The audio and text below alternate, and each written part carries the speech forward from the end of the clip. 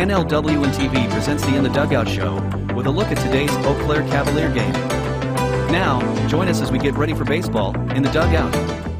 Hello, and welcome to In the Dugout. Rick Olson here in the NLWN-TV studios, and we're bringing you all the action from the Wisconsin Baseball Association regional playoffs as the Eau Claire Cavaliers take on the Haugen Knights. The Cavaliers are coming off an 8-7 loss to the Eau Claire Bears in the Chippewa River Baseball League semifinals on Wednesday, July 30th, while the Knights are coming off a 3-1 win over the Brill Millers in their regular season finale on the 31st. Now, coming up in this edition of In the Dugout, we'll take a look at today's playoff matchup between the Cavs and the Knights. Then we'll get Cavalier manager Ryan Bemister's perspective on today's game in the Ryan Bemister Show. Following that, we'll take a look around the Wisconsin Baseball Association and see how this year's tournament is set up. Also, we'll take a moment to get to know one of this season's Cavalier players in Cavalier Profile. Finally, we'll bring you all the play-by-play action of today's regional playoff game from Haugen Ballpark in Haugen, Wisconsin. So it's time to get ready for some baseball action, and we'll do just that coming up right after this brief timeout as you're tuned to In the Dugout on NLWN-TV.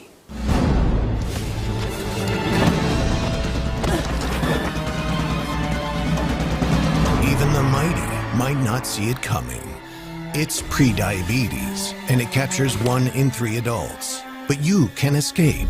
Take the 1-minute prediabetes risk test to know where you stand and prevent or delay type 2 diabetes. Be your own hero on smartphones everywhere at doihaveprediabetes.org. Welcome back to In the Dugout. Very shortly, the Eau Claire Cavaliers will take on the Haugen Knights in a WBA Regional Tournament game from the Haugen Ballpark in Haugen, Wisconsin. The Cavaliers are coming off an 8-7 loss to the Eau Claire Bears in the Chippewa River Baseball League semifinals back on July 30th, while the Knights concluded their regular season on the 31st when they topped the Brill Millers 3-1. Now, in that semifinal game, the Cavaliers spotted the Bears a 7-1 lead and then fought back to tie the game at 7-all in the 6th inning, only to succumb to the Bears on a pair of Cavalier errors in the bottom of the 9th inning to allow the winning run to score. The Cavaliers were led at the plate by Riley Gopinski, who went 2 for 5 and drove in 2 runs. That pitch gets a piece of it, drops it into left field. Bemister will score. Erickson rounding the plate. A 2-run single to left field. Also picking up an RBI was Cole Timon, who hit a sacrifice fly to right field in the 5th inning to bring home Carter V. Big Reed Skrypek pitch, and that one heads out to right field where it is caught, and a sac fly. Caden Erickson also sacrificed himself with a fly to left, scoring Brayton Tillman for the first run of the game-tying 6th inning. And that ball hit out to left field to Lettner back, and he catches it. But that's going to be a sac fly as Tillman scores for the Cavaliers. In addition to Gopinski's 2-hit performance, Brayton Tillman, Xavier Bemister, and Logan Hesselman also had multi-hit games. Defensively, Gopinski and Hesselman teamed up for a tough ground out by Bears' Tyler Plitzner. And that ball hit out to second base. Gopinski's there, gets it over to first. And in time for out number 1. We'll mark that one for the highlight reel because, first of all, Gopinski had to go hard to his right to make it. And then Hesselman made a great stretch to field the ball at first. Aiden Ecker took the loss, giving up an unearned run in the 9th inning following 6 stellar innings of work for his first loss of the season. Now, we don't know much about the Haugen Knights other than they competed in the Independent League, where they posted a 5-7 record and tied for 4th place. Now, through the years, the Haugen Knights have been a strong and competitive team. From 2006 through 2021, the Knights made it to the WBA Finals 10 times, winning the state title in 2010 and 2021. Now, this season's Knights, in limited information that we were able to gather from newspaper accounts, appear to be led at the plate by Easton Stone and Travis Thompson. Stone and Thompson appear to be the leaders in driving in runs, many of which are scored by Cole Paulson, who led the team in scoring in the games that we were able to get info for. Now on the mound, watch for Christian Lindau, who in 2 appearances went 11 scoreless innings and struck out 17, while in 2 other appearances, Travis Thompson went 12 2/3 innings and gave up 3 runs and struck out 15. The Cavaliers are currently being led at the plate by Sam Knickerbocker, who's hitting at a .427 average. He scored 15 runs and driven in 31 on 7 doubles and a home run. Knickerbocker is being followed by Xavier Bemister, who's batting at .409 with 23 runs scored. Riley Gopinski at .346 and Cade Mueller at .306 round out the Cavaliers hitting .300 or better. Brayton Tillman is just below the .300 mark at .299 and has been a scoring machine for the Cavaliers, being involved in 52 runs scored, scoring 28 himself and driving in another 24. On the mound, the Cavaliers are being led by the 4-1 plus a save record of Aiden Ecker, who has an ERA of 1.50 with 45 strikeouts in 42 innings. Andrew Milner is right behind with a 7-3 record and a save and a 2.66 ERA with 5 complete games and a no-hitter. Milner has 75 strikeouts in 67 2/3 innings. Eli Rathke at 5-3, along with Cooper Dykes at 2-1 and a save, have been effective starting pitchers for the Cavaliers. Now, coming up next, following this timeout, we'll get manager Ryan Bemister's perspective as we chat with him on The Ryan Bemister Show. You're tuned to In the Dugout on NLWN-TV. You quit smoking and thought, that's that. But here's the thing about lung cancer. By the time you see the symptoms, it could be too late. But now, there's a new scan that can detect lung cancer early, when it's more curable. If you smoked, get scanned. Talk to your doctor or learn more at savedbythescan.org. The Goat Coffee House on Water Street in Eau Claire presents The Ryan Bemister Show, where Cavalier manager Ryan Bemister gives us his perspective on today's game. And now, The Ryan Bemister Show. Well, once again, we're at the Goat Coffee House on Water Street in Eau Claire talking with Cavalier manager Ryan Bemister. Ryan, today the Cavaliers head down the Wisconsin Baseball Association Tournament Trail when they take on the Haugen Knights from Haugen Ballpark in Haugen, Wisconsin. A lot of Haugens. Yeah, but before we get to that game, on Tuesday the Cavaliers had a tune-up scrimmage with the Eau Claire Bears. Did you learn anything new about the Cavs in that scrimmage? I learned that they can have a lot of fun. That's an important thing.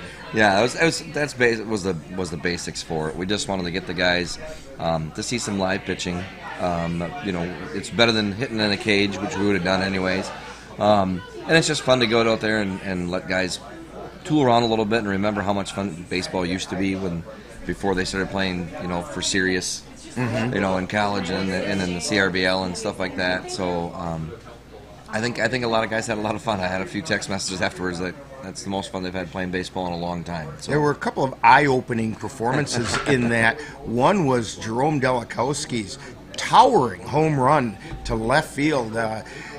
I talked to him afterwards, and I said it reminded me of the blast that Harmon Killebrew used to hit. They were just big, high, arcing things, and as soon as it left the bat, it was a no-doubter. Yeah, he got a hold of that one for sure. I think he actually called the shot, too. He said he was going to go up there and hit a home run. So, it's good to see those guys taking swings like that, and I'm really happy for Jerome because it's been a little struggle for him for the 2 years he's been with the Cavs. Haven't really got the bat going a little bit here and there, so maybe that's a sign of things to come for his future there.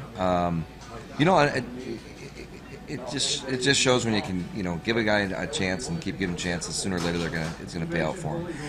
And can Sam Knickerbocker, is there any position he can't play? He went on the mound and threw a couple of really nice innings. Well, I'm never going to put him at short or second, so no, I'm in the outfield. So, yeah, no, it was kind of fun to see those guys. You know, like Jerome used to pitch a little bit. He threw in the ninth, and Sam threw a couple innings, and we had a couple other guys warming up. And, you know, I was talking to Brian Meyer about this. I said, you know, maybe for non-conference we can just use these guys to throw a little bit, but you always get a little concerned with injuries and things like that. Well, and the thing about Sam is you have another catcher that, in fact, technically you really have two.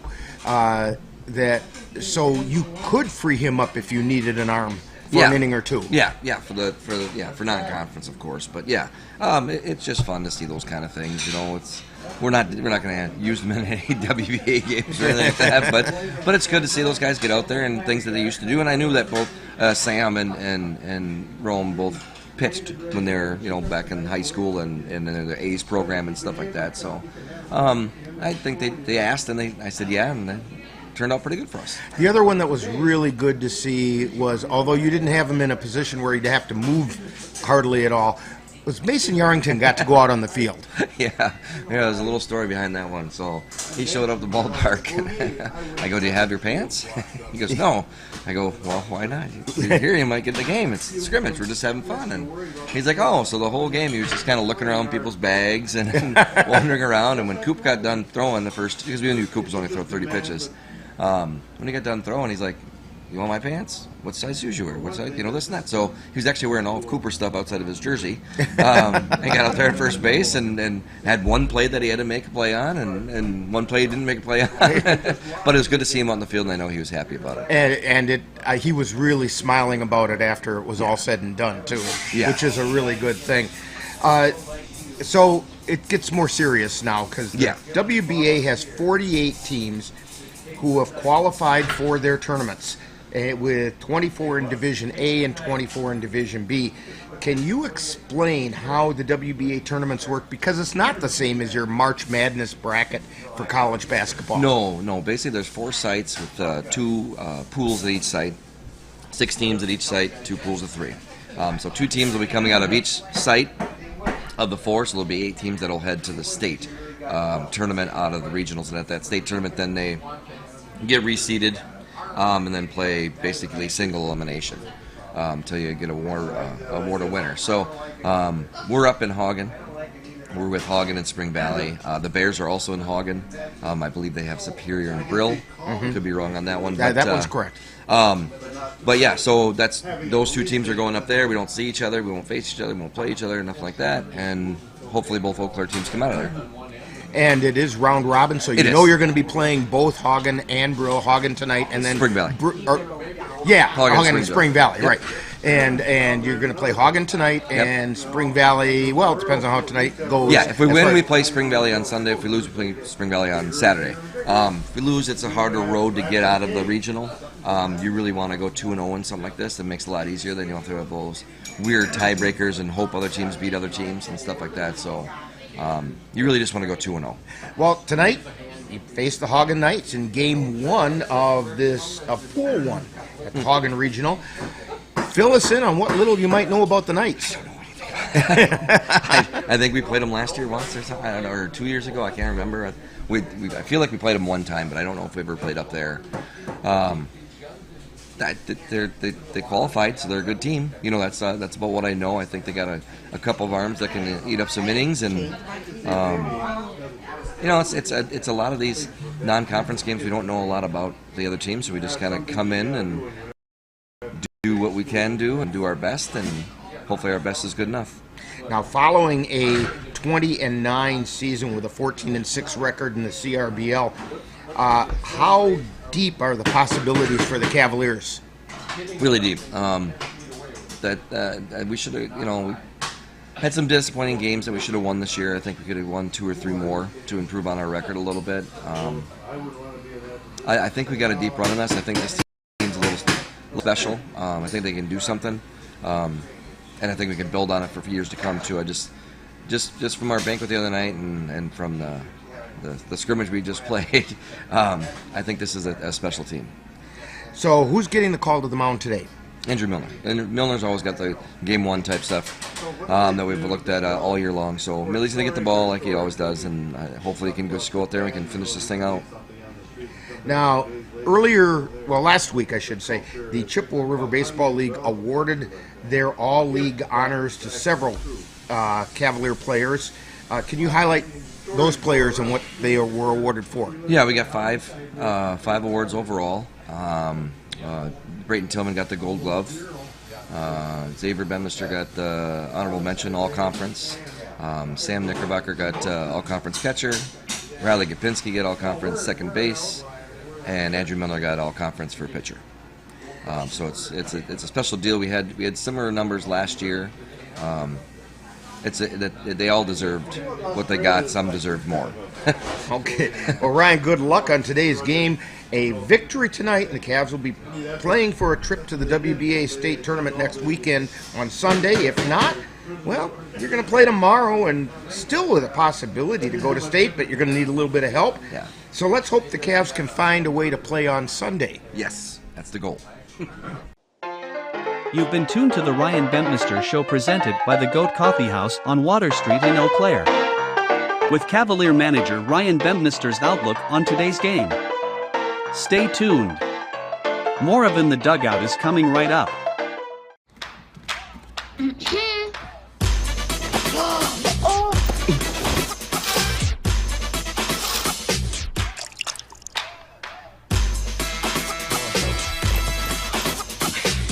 You're not going to get it all right. Just make sure you nail the big stuff. Mama! Like making sure your kids are in the right seat for their age and size. Get it right at nhtsa.gov/the-right-seat. Welcome back to In the Dugout as we're getting ready to bring you all the action of today's WBA regional game between the Eau Claire Cavaliers and the Haugen Knights. Now, before we talk about this season's WBA tournament, we must first congratulate the Eau Claire Bears on defeating the Chippewa Falls Lumberjacks 4-3 last Saturday to win the Chippewa River Baseball League title for 2025. Now, the Wisconsin Baseball Association is made up of 56 teams from throughout the state. Those teams have been divided into two divisions, Division A and Division B. 48 of those teams have qualified for the WBA Regionals, which are being held this weekend at 9 different sites. Each regional has 2 pools, with the winner of each pool advancing to the state finals next weekend. Now, in Division A, in the Haugen Regional, Pool 1 has the Spring Valley Hawks, the Eau Claire Cavaliers, and the Haugen Knights, while Pool 2 sees the Eau Claire Bears, the Brill Millers, and the Lake Superior Sea Dogs. In the River Falls Regional, Pool 1 finds the defending state champion River Falls Fighting Fish, along with the Spooner Cardinals and the La Crosse 35ers. In Pool 2, it's the Hudson River Rats, the Tilden Tigers, and the Rhinelander River Monsters.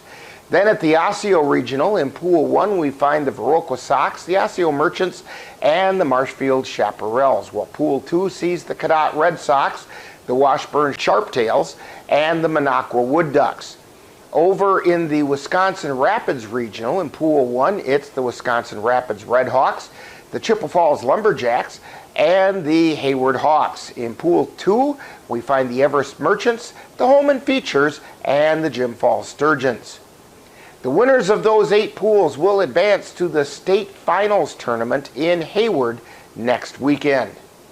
In Division B at the Augusta Regional, Pool 1 consists of the Whitehall Whitetails, the Tony Hayshakers, and the Tomahawk Titans, while Pool 2 sees the Ellsworth Hubbards, the Medford Moondogs, and the Augusta Athletics. At the Abbotsford Regional in Pool 1, it's the Abbotsford Merchants, the Bay City Bombers, and the Bangor Redbirds. In Pool 2, there are the Elmwood Expos, the Whittlesea Reds, and the Ashland Merchants. The Rib Lake Regional finds Pool 1 with the Rib Lake Osprey, the Plum City Blues, and the Bloomer Woodticks. Pool 2 has the Interwald Woodticks, the Iron City Miners, and the Norwalk Knights. The final Division B regional is split between 2 sites, with each site having 1 pool. At the Osceola pool, it's the Osceola Braves, the Pittsville River Bandits, and the Beef River Bullfrogs. And the Glidden pool finds the Glidden Orioles, the Westboro Trojans, and the New Richmond Millers. The winners of these 8 pools are also looking to advance to the state finals tournament next weekend in Augusta. Now that means that in regional games tonight, in Division A, in addition to the Cavaliers taking on the Haugen Knights, it will be the River Falls Fighting Fish facing the Spooner Cardinals. The Osseo Merchants will square off with the Marshfield Chaparrals, and the Wisconsin Rapids Redhawks will take on the Chippewa Falls Lumberjacks. In Division B, the Augusta Athletics will face the Medford Moondogs, while the Abbotsford Merchants will face the Bay City Bombers, and the Beef River Bullfrogs will take on the Osceola Braves, and the Rib Lake Osprey will tangle with the Bloomer Woodticks. Now, coming up next, we'll take a moment to get to know one of this season's Cavalier players in Cavalier Profile. You're tuned to In the Dugout on NLWN-TV.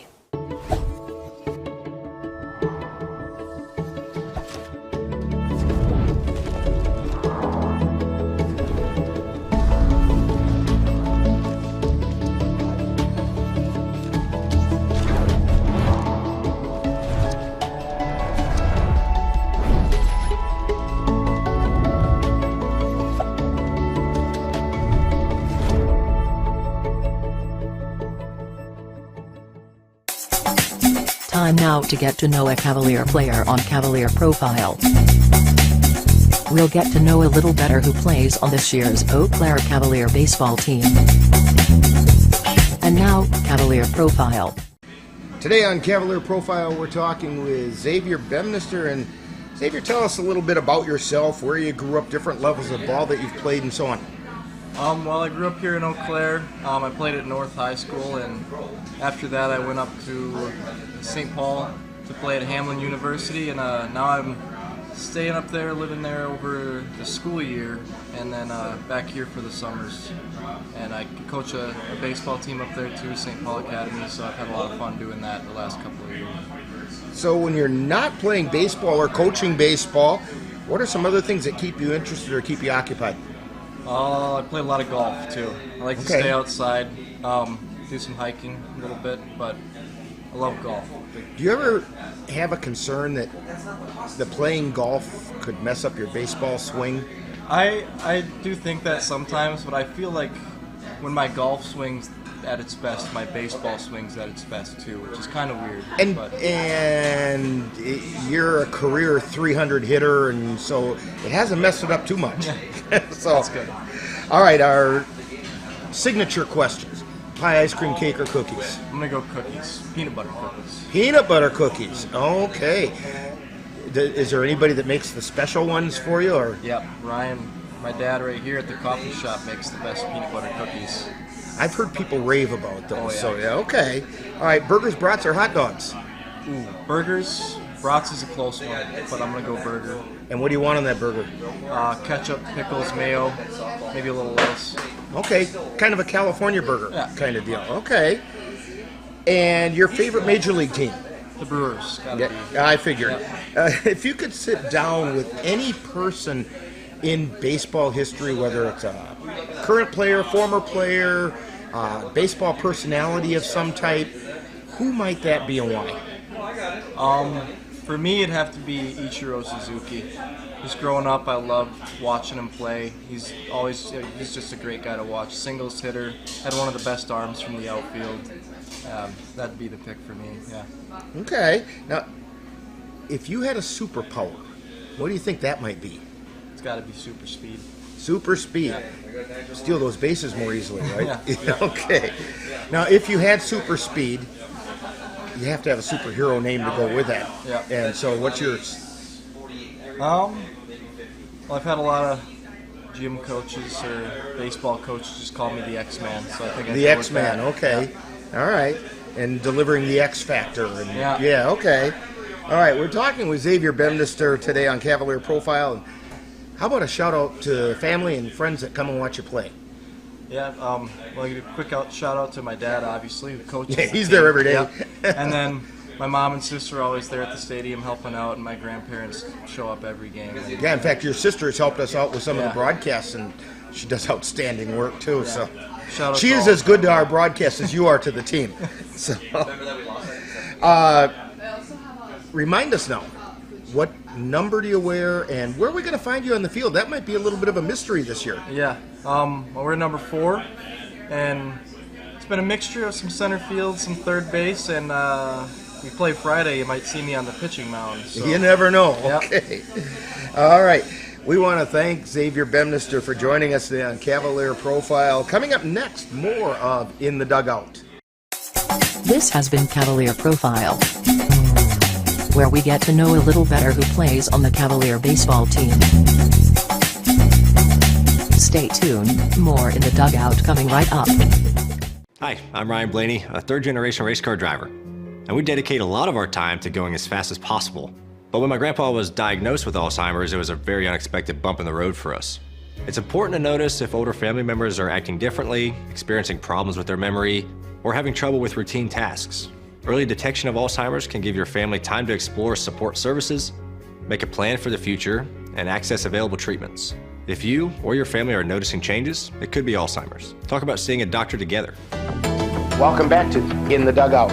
Today it's Wisconsin Baseball Association Regional Playoffs as the Eau Claire Cavaliers take on the Haugen Knights.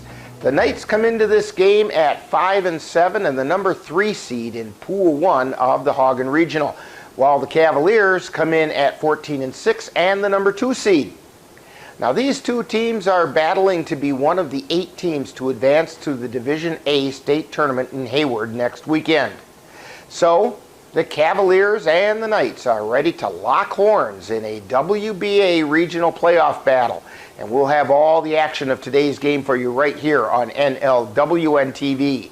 Now in just a moment, I'll be joining the rest of our broadcast crew at the Haugen Ballpark in Haugen as we get ready for today's Wisconsin Baseball Association regional battle between the Eau Claire Cavaliers and the Haugen Knights. That's coming up next.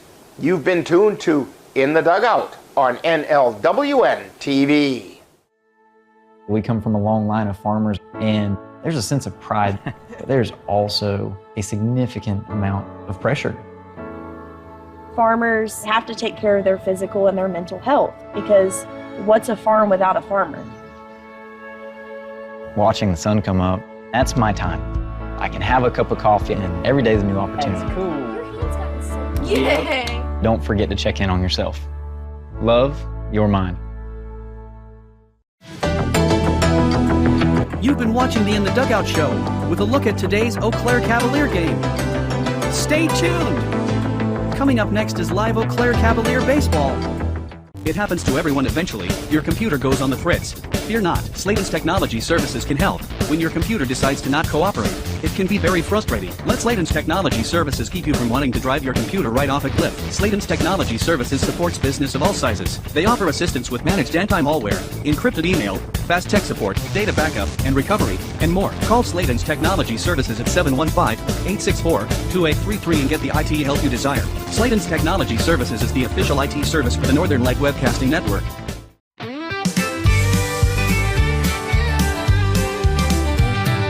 Down by the river where the tall pines sway, Eau Claire's heart beats on a warm summer day. The sun is shining bright on the diamond so green. Cavaliers suit up, ready to chase that dream. NLWN-TV proudly presents today's Eau Claire Cavalier game. Join us as the Cavaliers battle in the Wisconsin Baseball Association Regional Tournament. Crack of the bat is a sweet, sweet sound. And now, out to the ballpark for Eau Claire Cavalier baseball. Knows no bounds. Oh, roar for the Cavaliers, let the excitement flow. Hometown men fighting hard, putting on a show.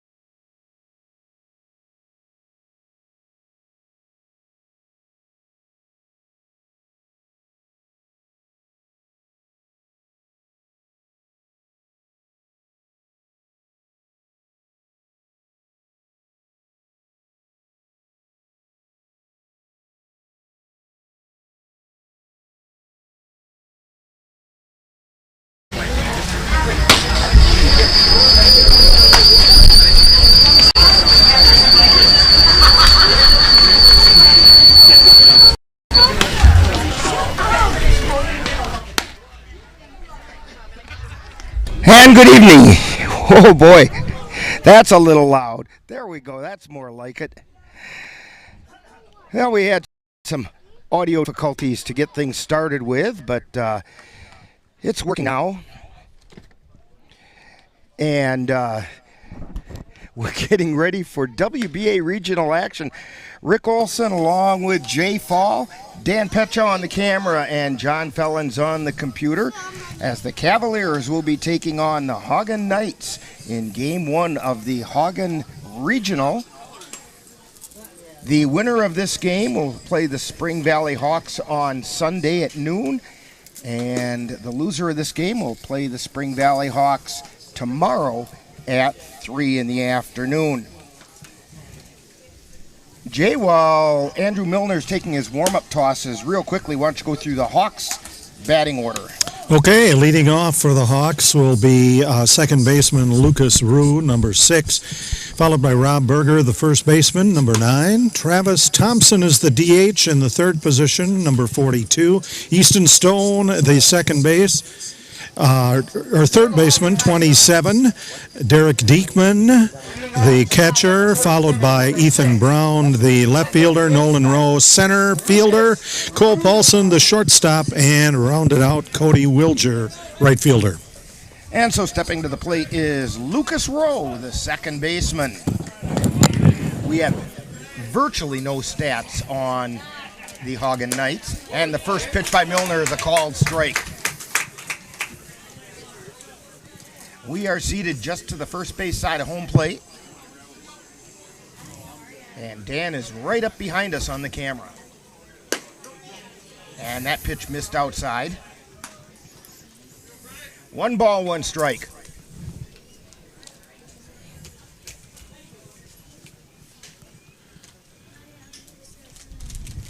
And the pitch. And outside, ball 2. Little breeze blowing in from left field. 2 balls and 1 strike.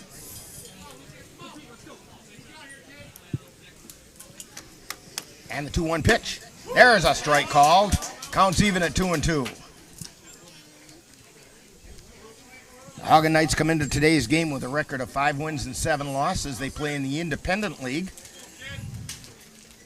while the Cavaliers have a record of 20-9 overall. There is a fly ball out into left field.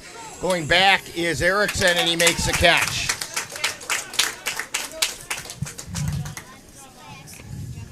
That's going to bring up Rob Berger, the first baseman, with 1 away. Warm night in Haugen, game time temperature 82 degrees, real feel of 88. I thought that humidity might be a little bit high. 74%. Winds 7 to 15 miles an hour from the south-southeast. That breeze actually feels really nice, It too. does. And the first pitch is a called strike to Berger. Andrew Milner with a record of 7 wins, 3 losses, and a save. 2.66 earned run average. He has 75 strikeouts. That pitch missed outside in 67 2/3 innings of work. Milner delivers. Fly ball out into center field. Bemister going back. It's at the wall. And Berger's going to check in at second.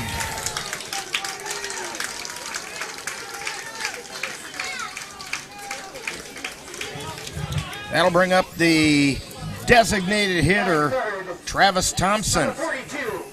The designated hitter, Travis Thompson. Now, we were able to find a little bit of information on 3 games that the Knights played, and in those 3 games, Thompson had 5 singles and has driven in a mess of runs. And he swings and fouls that one away.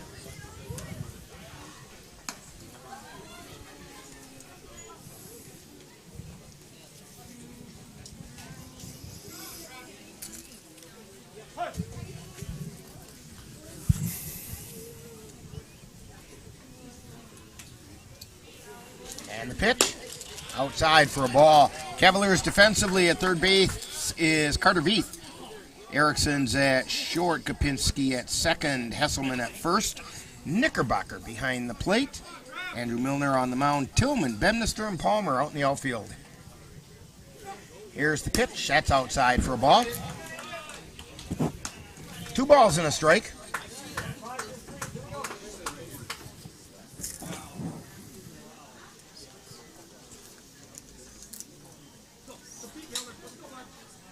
Milner looks at second and now delivers. There's a pop-up in foul territory. It's going to be out of play on the right side.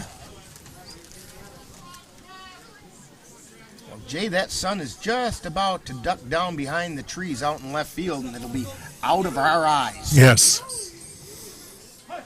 Enjoying it already. 2 balls, 2 strikes. 1 out. And the 2-2 pitch. Oh, curveball just missed. Oh. That looked like it may have come really close to dropping down in. Mm-hmm.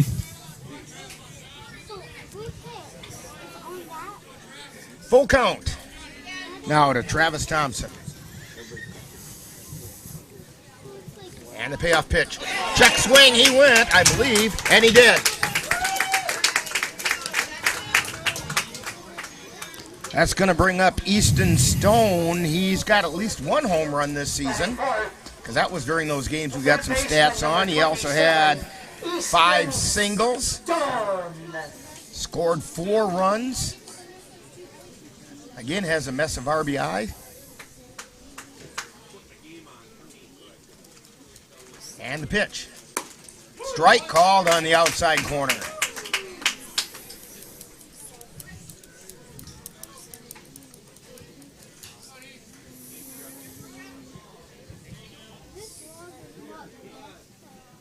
Milner looks at second and delivers. High pop-up. Dropping back is Kapinski. Makes the catch for the 3rd out of the inning.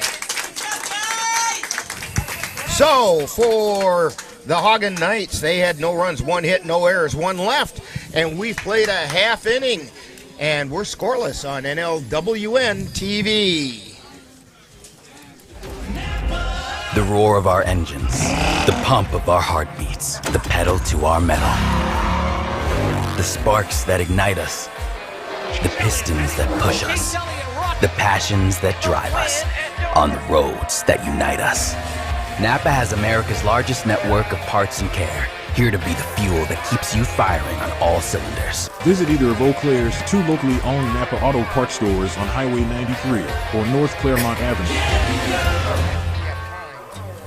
Honey, the kids are antsy. What can we do that will keep all of us entertained and won't break the bank? How about we take them to the Cavaliers game? Tickets are inexpensive. There's popcorn, hot dogs, and other baseball treats, and great baseball action. That's right, Eau Claire Cavalier Baseball, your best choice for affordable family entertainment. Check out the schedule at www.eauclaircavaliers.org. Going to run through the batting order for the Eau Claire Cavaliers. Even though we're playing on Haugen's home field, they are the home team tonight because they're the higher seed. Brayton Tillman, Xavier Bemister, Caden Erickson, Sam Knickerbocker, Carter Veith, Riley Gopinski, Cole Timon, Logan Hesselman, and Trenton Palmer rounds it out for the Cavs. And again, this is a round robin. Cavs are in Pool 1 here at Haugen, which consists of the Spring Valley Hawks. Or check that. Yeah, the Spring Valley Hawks, the Eau Claire Cavaliers, and the Haugen Knights. Pool 2, by the way, has the Brill Millers and the Eau Claire Bears and the Lake Superior Sea Dogs. Cavs are the number 2 seed in Pool 1, with Spring Valley being the number 1 seed.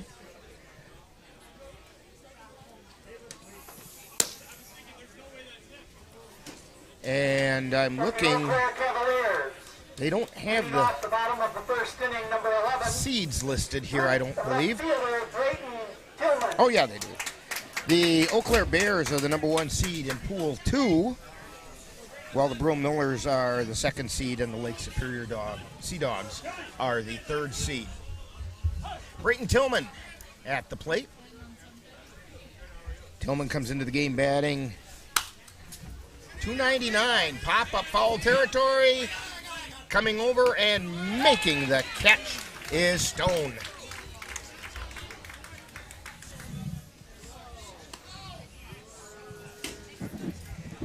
That'll bring up Xavier Bemister, who's hitting .409.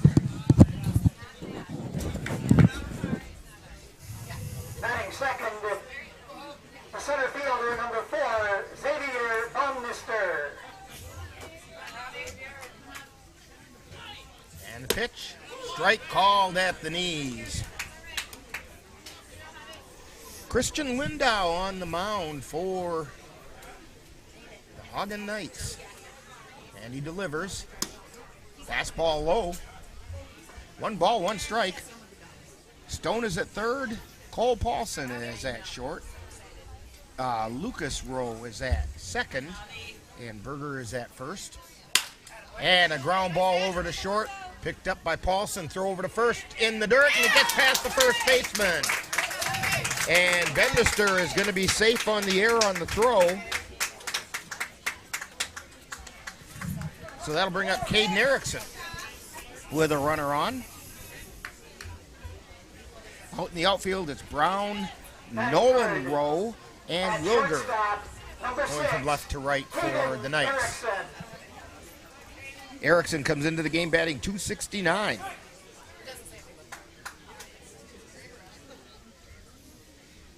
Bemister with a lead over at 1st. And Erickson follows that one back into the screen. Jay was pointing out to me, we're just to the first base side of where the chain link fence is, and there's a net in front of us. But right up near where it gets cabled up, it's got a loose corner. We've got to be on our toes. Yeah, and I'm on the far left side, so I'd be the first to get it. Foul tipped into the glove, strike 2. I suppose depending on the angle. Well, I'm counting on you to be quick with your hands. Oh, okay.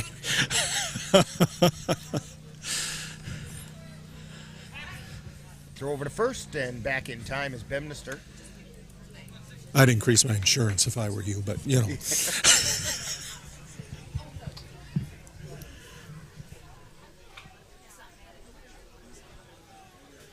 Lindau delivers, and a fly ball out into center field. Coming on strong is Rowe.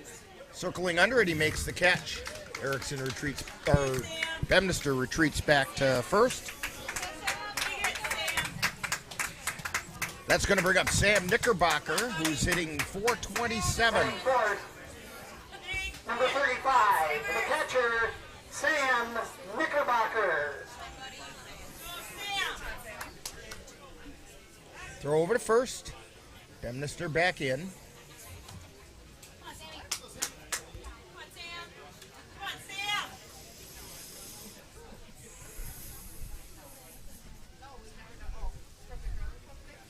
And the pitch.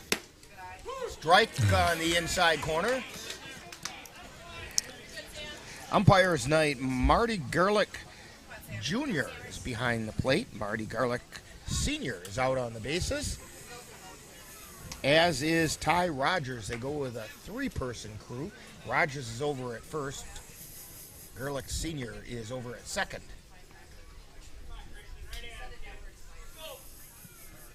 Pitch. Smash over to second base. Picked up and throw over to 1st in time, and that's 3 down for the Cavalier. So for the Cavs, no runs, no hits. There was 1 error by the Haugen Knights and 1 left on base. We played 1 inning and we're scoreless on NLWN-TV. Yeah, we're the Vikings. Hear us roar. Colfax pride, we're ready to soar.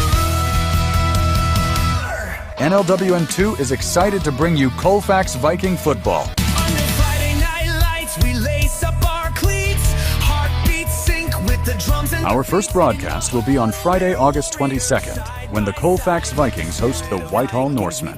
Coverage begins at 6:40 p.m. with Viking Preview. That's live Colfax Viking football on Friday, August 22nd on NLWN2. Menominee Eye and Optical can help you see the world for the beautiful place it is. Doctors Nicholas and Marianne Comro provide comprehensive and emergency eye care for all, including pediatric and special needs patients. Whether it's examination for glasses to cataract or LASIK care, or diagnosis and management of macular degeneration, and so much more. In addition, Menominee Eye and Optical's experienced opticians will help guide you to the highest quality eyewear for the best value. That's Menominee Eye and Optical, 520 Wilson Avenue in Menominee, where they specialize in quality personalized care for you and your family.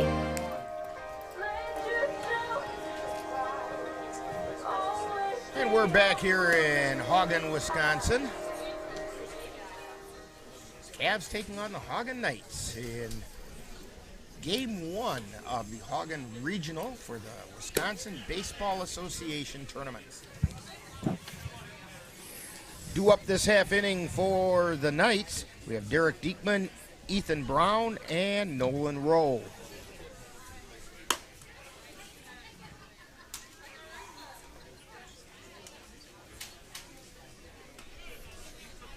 For Haugen, leading off the top of the second inning, batting fifth in the order, number 36, the catcher, Derek Diekman. So that's going to bring Diekman to the plate.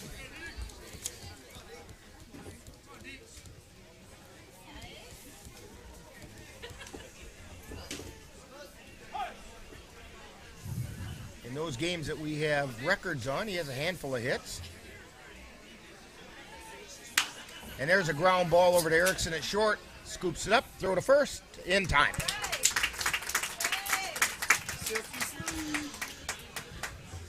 Erickson right on that, a good accurate throw. He took his time and made sure it was right on the money. The left fielder, number 19. So that's going to bring up Ethan Brown. Left fielder.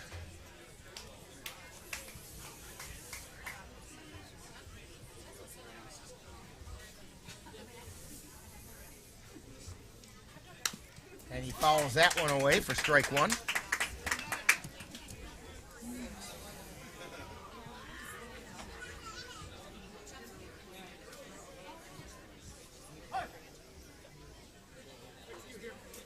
Milner at the belt. And the 0-1 pitch. Strike two called. Inside third of the plate.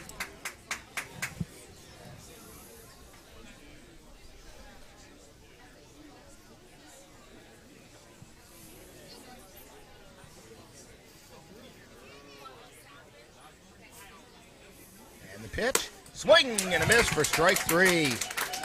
Milner blew that one right past him. Second strikeout of the game for Andrew Milner. That's going to bring up Nolan Rowe. He is the center fielder. Number 3, the center fielder, Nolan Rowe. In those 3 games that we have numbers for, he had 3 RBI and 4 runs scored.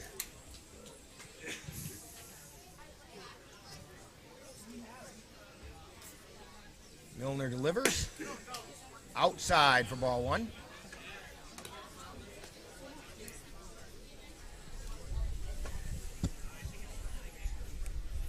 Home plate umpire Marty Garlick Jr. does a nice job of letting us know whether it's in or out. And that one missed outside also.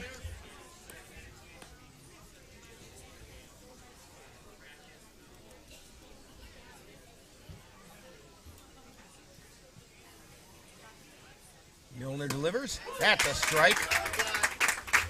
Pulled back a little bit, but right over.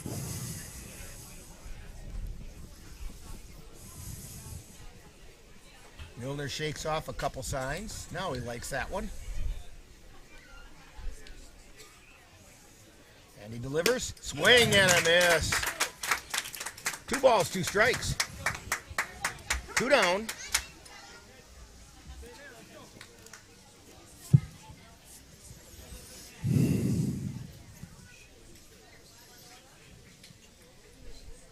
Milner looking in, and he delivers.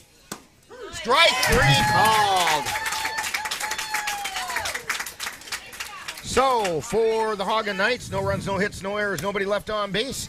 And we have played an inning and a half, and we are still scoreless from Haugen on NLWN-TV.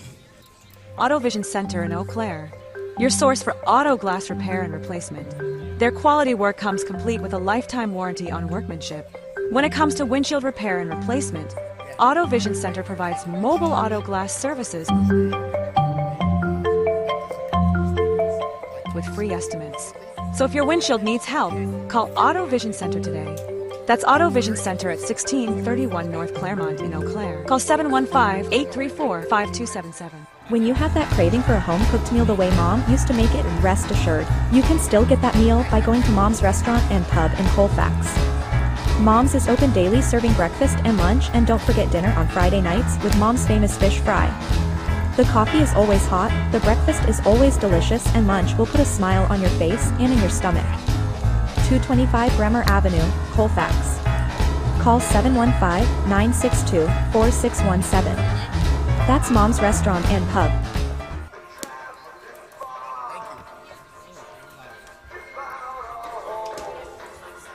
From the Osseo Regional, we have a score in tonight's game between the Osseo Merchants and the Marshfield Chaparrals. They're in the top of the second inning, and it's the Osseo Merchants leading Marshfield 3-0. Cavs faced both of those teams during the season. Kind of 1.5 times against Marshfield. Oh, all yeah. of a sudden it started raining, and it became a quagmire when we were over there. Number 17, third baseman Carter. Well, I got to see the dry one. And the Cavs did sweep Osseo this year. Here we go, big hitter, here we go. So leading things off for the Cavaliers, Carter Veith batting .286. Swing and a miss, strike one.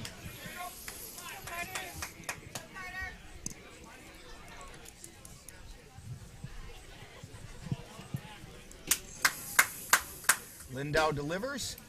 That misses outside.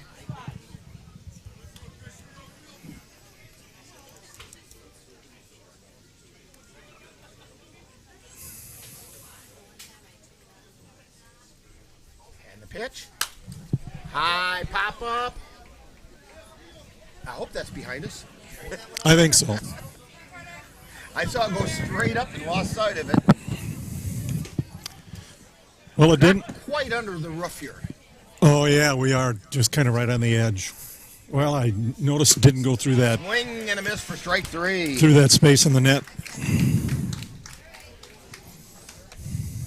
That's going to bring up Riley Gopinski, and Riley Gopinski's an interesting story this year. First part of the season, he had a very low batting average. A couple weeks into the season, he was only batting right around 100. He's now got the third highest batting average on the team. There's a called strike. He's batting .346. His bat has really come around.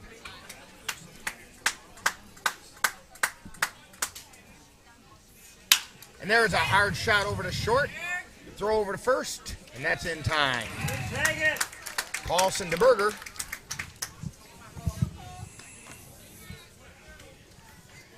Kapinski hit it hard, but just right at Paulson.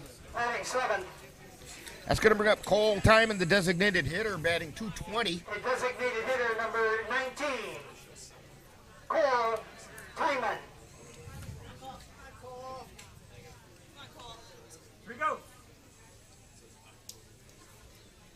And the pitch. That's high and away for ball one.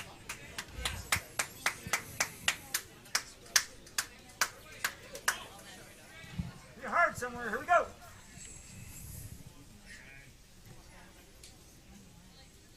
And the 1-0 pitch.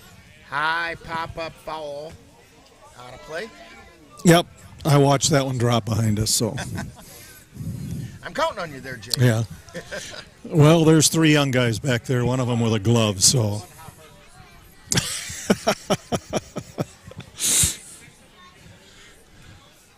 Swing and a miss. Strike 2. 1 ball and 2 strikes to Cole Timon. Dan reports it was a one-hopper, so if it was fair, it would have been an out in vintage baseball, right? Yes, it would have.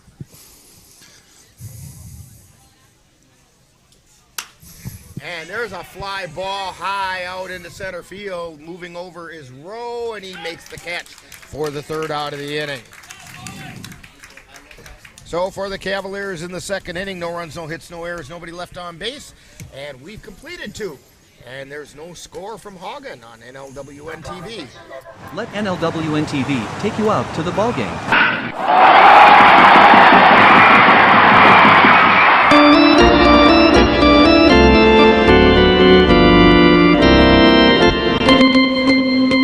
Our next game on NLWN-TV will be tomorrow or Sunday when the Cavaliers face the Spring Valley Hawks in their Game 2 of the WBA Regional Playoffs. If the Cavs win today, they will play on Sunday at noon, and if they come up short, they will play tomorrow at 3. Our coverage will begin with the In the Dugout show 1/2 hour prior to game time. That's Eau Claire Cavalier baseball tomorrow or Sunday on NLWN-TV. Get in touch with the roots of the Chippewa Valley at the Chippewa Valley Museum, located in Eau Claire's Carson Park, with a mission of connecting people to their community and inspire curiosity. From reinventing the Chippewa Valley, a century of change in farm life, the Farmhouse Theater, along with the Wisconsin Logging Museum and Logging Camp. Also, the Chippewa Valley Museum features special temporary exhibits and traveling exhibits, as well as web exhibits. The Chippewa Valley Museum is open Tuesdays through Saturdays.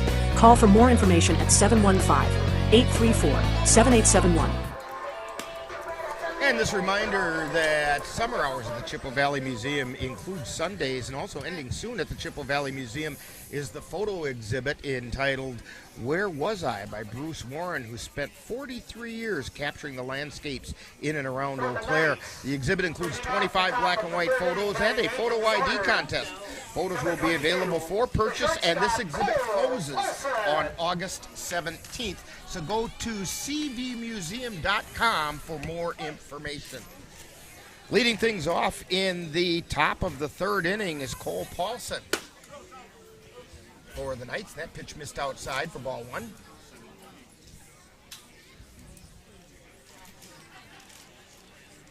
In the Augusta Regional, and there's a strike called. In the first inning, Augusta is leading Medford 4-1.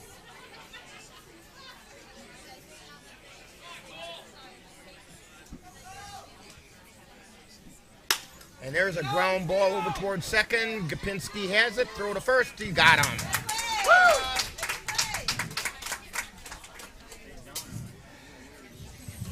Cody Wilger will be coming to plate. He'll be followed by Lucas Rowe back at the top of the order. Right fielder, number 14, Cody Wilger.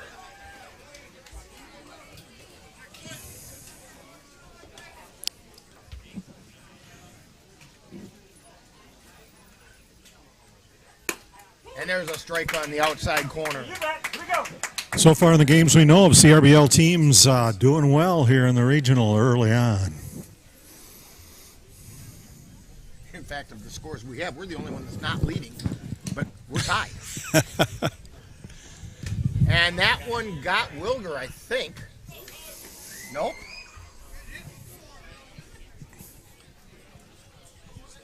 Must have been the way it went into the catcher's glove that I heard.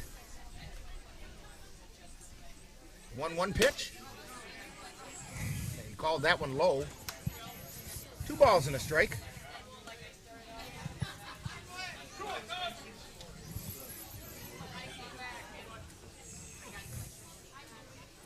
Milner winds and fires. Swing and a miss for strike 2.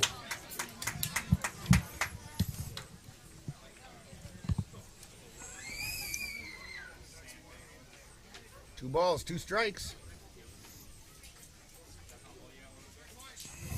Milner fires. Pop up.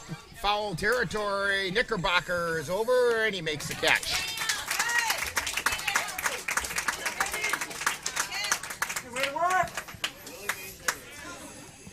That'll bring up Lucas Rowe.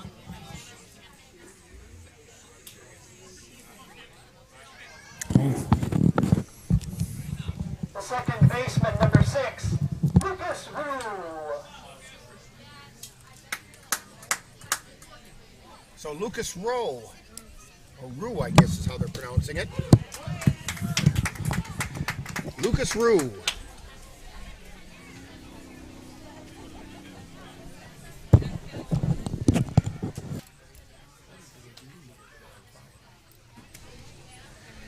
And a ground ball over towards second. Scooped up by Gopinski. Throw over to first in time.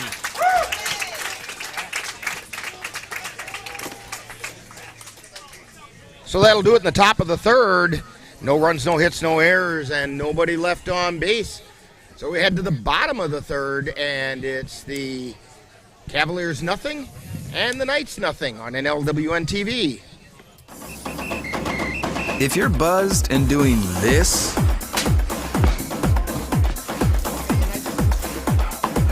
to make yourself feel okay to drive, ZWX.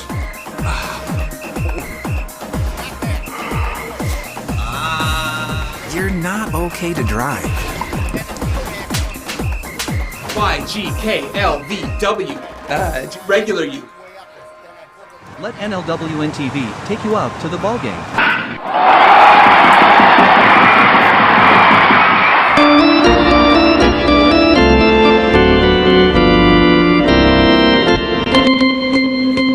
Our next game on NLWN-TV will be tomorrow or Sunday when the Cavaliers face the Spring Valley Hawks in their Game 2 of the WBA Regional Playoffs. If the Cavs win today, they will play on Sunday at noon, and if they come up short, they will play tomorrow at 3. Our coverage will begin with the In the Dugout show 1/2 hour prior to game time. That's Eau Claire Cavalier baseball tomorrow or Sunday on NLWN-TV. And we're back here at the Haugen Ballpark in Haugen, Wisconsin. Cavaliers taking on the Haugen Knights. Cavs are the home team tonight by the simple fact that they were the higher seed in this pool. And that's the way it works throughout the remainder of the WBA tournaments. The higher seeded team is always the home team. Due up for the Cavaliers in the bottom half of the third inning, we have Carter Hesselman, Trenton Palmer, and Brayton Tillman.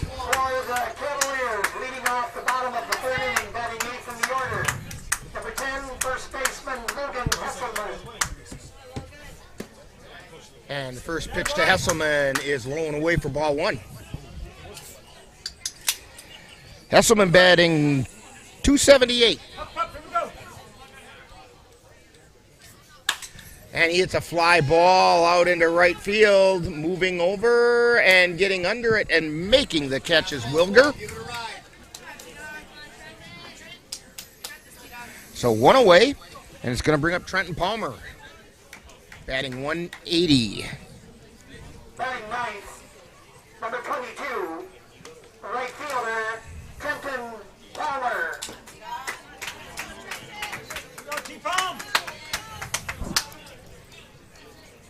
And the pitch, strike called on the inside corner.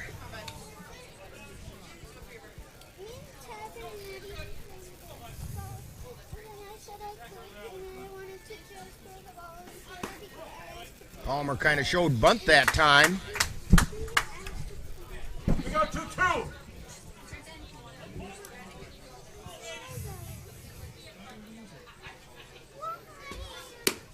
And that pitch missed inside.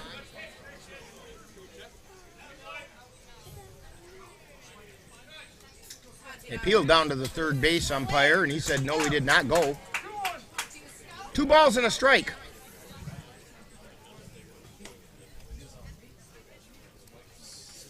Swing and a miss, strike 2.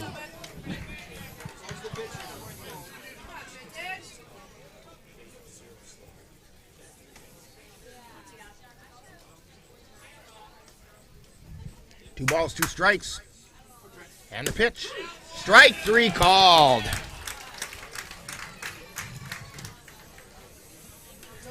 Takes us back to the top of the order, Brayton Tillman.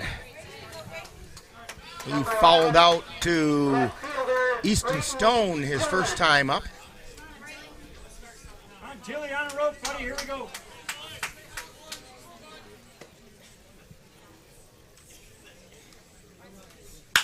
And there's a ground ball over to second, picked up there by Rowe, and throw over to first is in time.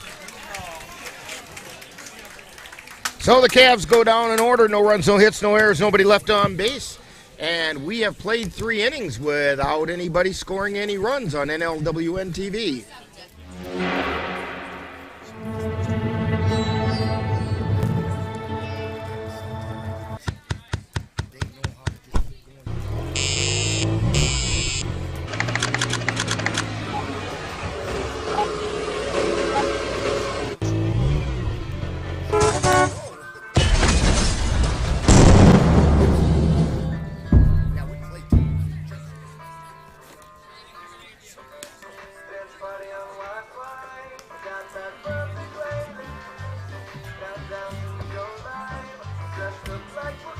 Adding your own flavor to fashion comes with age. Okay, Dad, look at you. Yeah, welcome. Hi. Forgetting how to add doesn't. Finding it difficult to work with numbers may be a sign of Alzheimer's. Dad, are you okay? An early diagnosis can help improve the quality of life for your loved one. Learn the warning signs of Alzheimer's. Some things come with age, some others don't. And we're at Haugen Ballpark, heading into the 4th inning with Haugen Knights coming up. And to take us through the middle innings, here's Jay Fall. Thank you, Rick Olson. Rob Berger, Travis Thompson, Easton Stone due up here in the top of the 4th. Leading off, the top of the 4th is Rob Berger, the first baseman. He had a double to center field in the first inning. Put it out at the base of the center field fence. First pitch comes in low for ball 1. I think Milner realizes he does not want to leave it up in his wheelhouse. Milner winds, delivers, swing and a miss. Strike 1, 1-1. Berger swung over the top of that one. Knickerbocker setting up targets down low. And that ball low for ball 2, 2-1.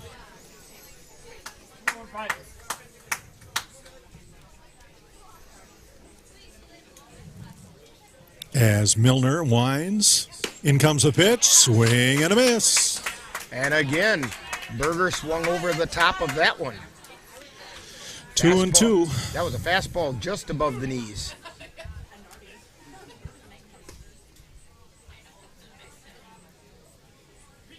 Andrew Milner winds, the pitch.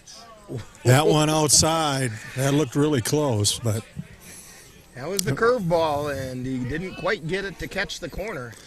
We have a full count, 3-2 to Rob Berger.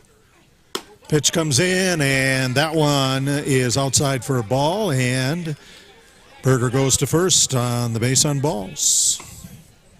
That will bring up Travis Thompson, the designated hitter. He struck out in the first. Number 42, the designated hitter, Travis Thompson. So Berger on first. Milner, the wind, showing bunt. That one foul tipped for strike 1.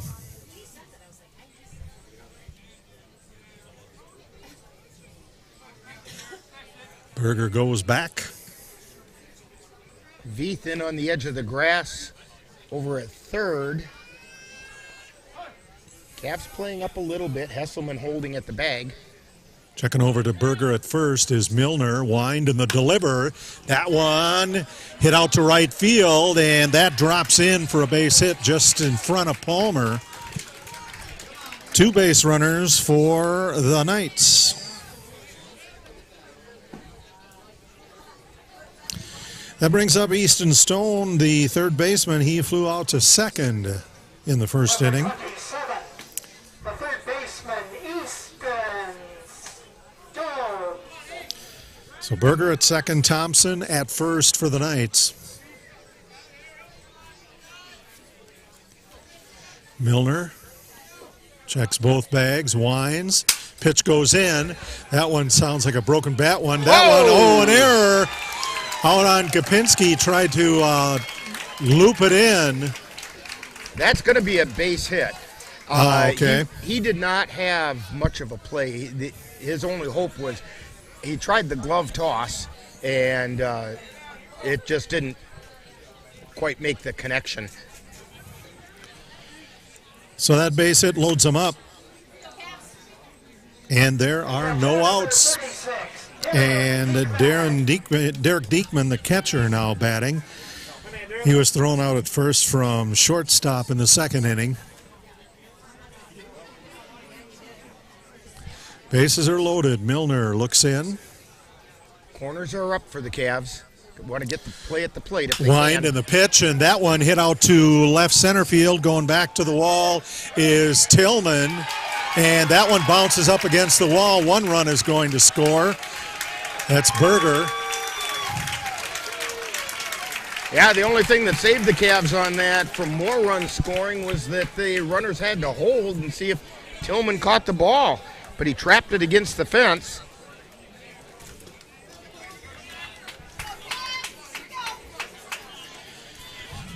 So now outs for the Haugen Knights. We're in the top of the fourth inning, and up is Ethan Brown. He is the left fielder. He struck out last time he was up, batting in the second. Milner delivers that ball, chopped short, play to the plate, there for the out. So that was thrown by Erickson to Knickerbocker.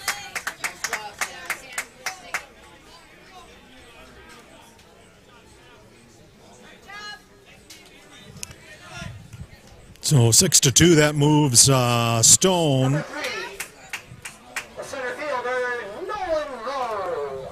Yeah, Stone's at third, Diekman at second, Brown at first. And Nolan Rowe in now. He's the second, or he's the center fielder.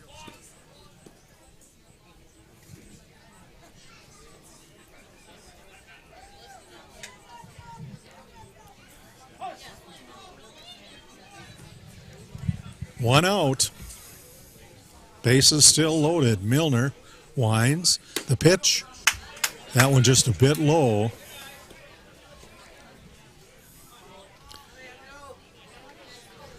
One and oh. One out. Milner checks over to first. The delivery, that one outside.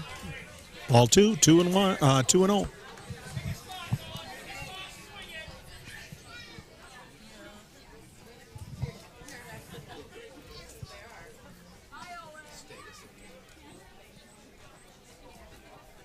The pitch bounces in the dirt. Coming in is Stone, and no play at the plate. He comes in.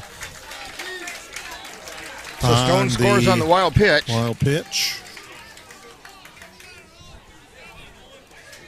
And Diekman advanced to third, and Brown advanced to second.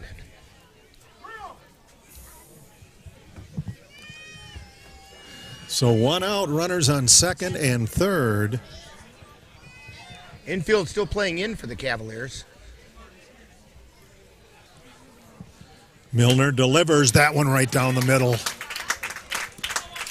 Strike one, 3-1 the count.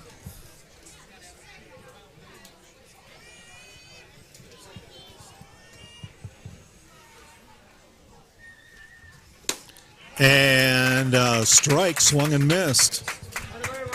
Looks like Milner's decided enough of this messing around. He's just going to bring the heat right now. Yeah, and he's worked himself into a full count. 3 balls and 2 strikes.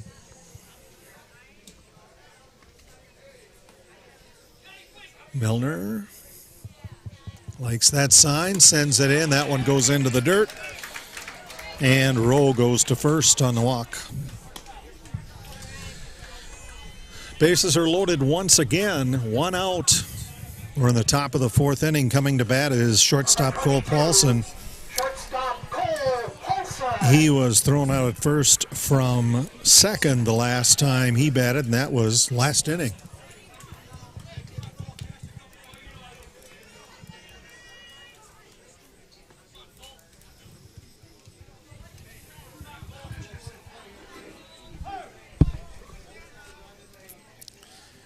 And Milner likes that sign, sends it in. That one high for ball 1.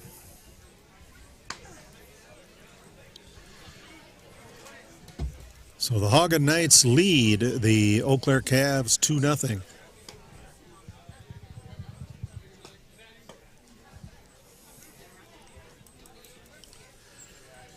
Milner checks it first. Winds, and that pitch into short right field. Kapinski there to catch that one.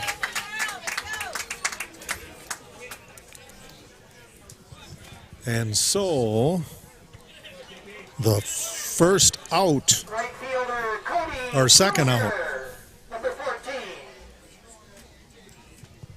Cody Wilger, right fielder, is batting. Bases are still loaded.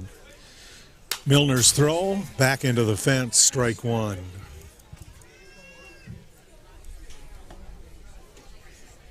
Cavs are now back at regular depth.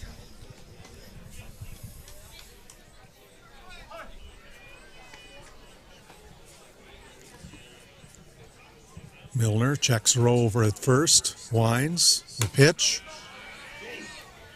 Just a bit high. 1-1.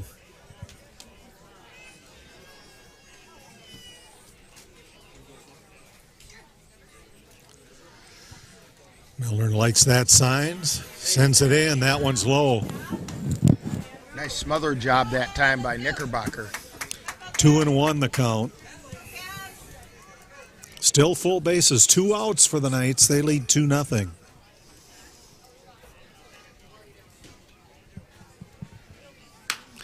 And that ball hit to shortstop Erickson, and for the third out.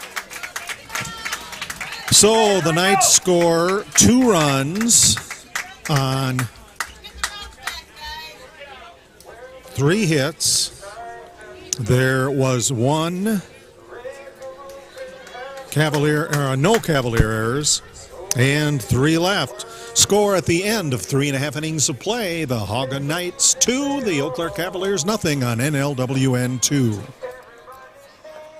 In November of 2018, our daughter Jana passed away.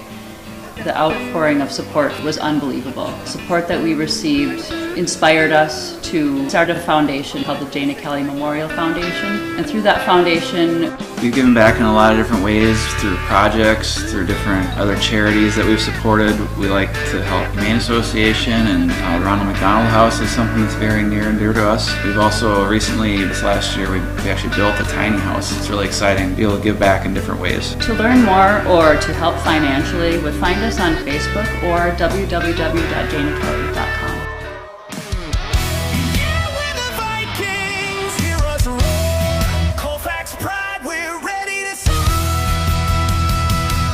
NLWN-2 is excited to bring you Colfax Viking football.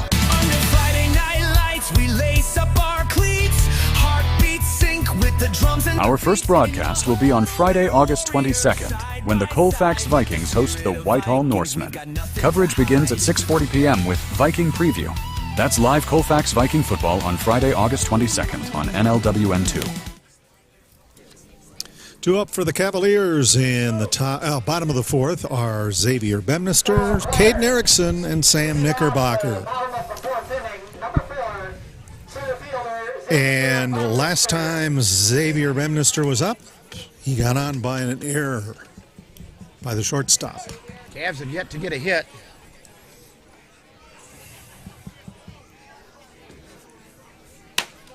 Swing and a miss, fastball, strike 1. That was up in the zone.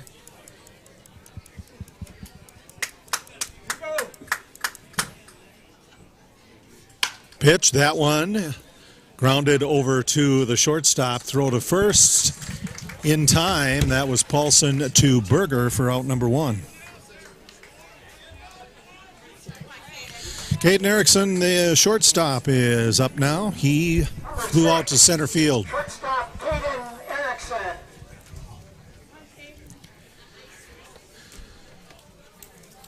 Haugen Knights lead 2-0. Christian Lindo winds and throws that one high.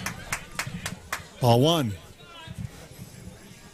1-0. We're at the Haugen Ball Field for the WBA Regional hosted by the Knights. That one low. Ball 2. 2-0.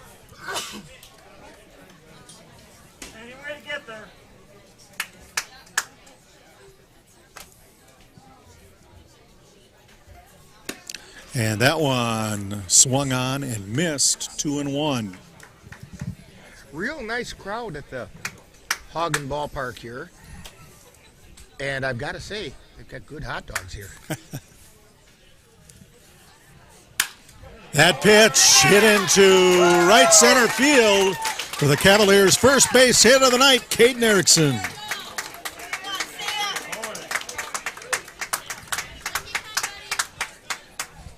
So that brings Sam Knickerbocker, the catcher, to the plate. He was thrown out at first from second when he was batted last in the first inning. So Erickson on first.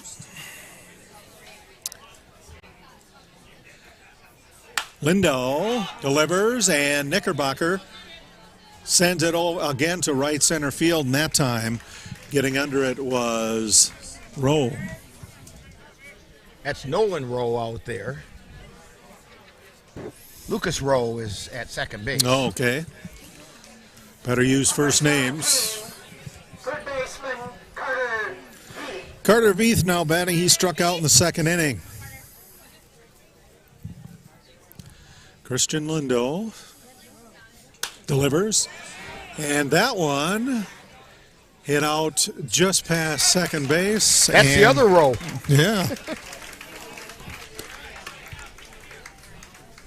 So the Cavaliers pick up their first hit, but they had no runs in that inning. There were no errors by the Knights, and there was one base runner left. Score at the end of 4 innings of play is the Haugen Knights 2, Eau Claire Cavaliers nothing. You're watching NLWN-TV. When people are fed, futures are nourished. They can connect with the world around them, unlock endless possibilities, and thrive. Join the movement to end hunger. Volunteer. Advocate. Donate. Go to feedingamerica.org/act now. The roar of our engines, the pump of our heartbeats, the pedal to our metal. The sparks that ignite us, the pistons that push us, the passions that drive us, on the roads that unite us.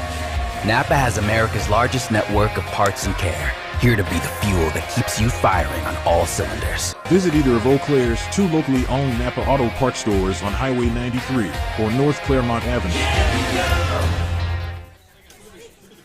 We've completed 4 innings here at the Haugen Ballpark in the WBA Regional. The Haugen Knights have 2 runs on 4 hits. They have 1 error. The Cavaliers haven't scored any runs. They've had their first hit the last inning, and they have no fielding errors. Leading off in this inning and looking at a strike is top of the order, Lucas Roux, second baseman. Flew out to left and was thrown out at first. Milner winds, that one into the dirt. Ball 1. 1-1 to Lucas Roux.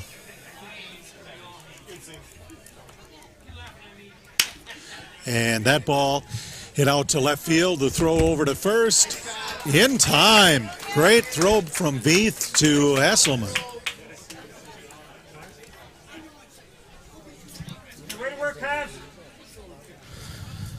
That brings up Rob Berger, the first baseman.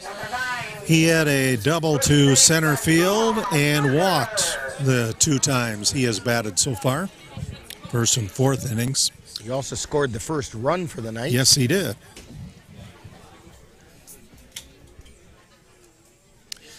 Milner delivers, that one low in the dirt, ball 1. Notice he's keeping it down low to Berger. He's not going to give him anything up in the wheelhouse. That one above the knees and down the pipe for strike 1, 1-1.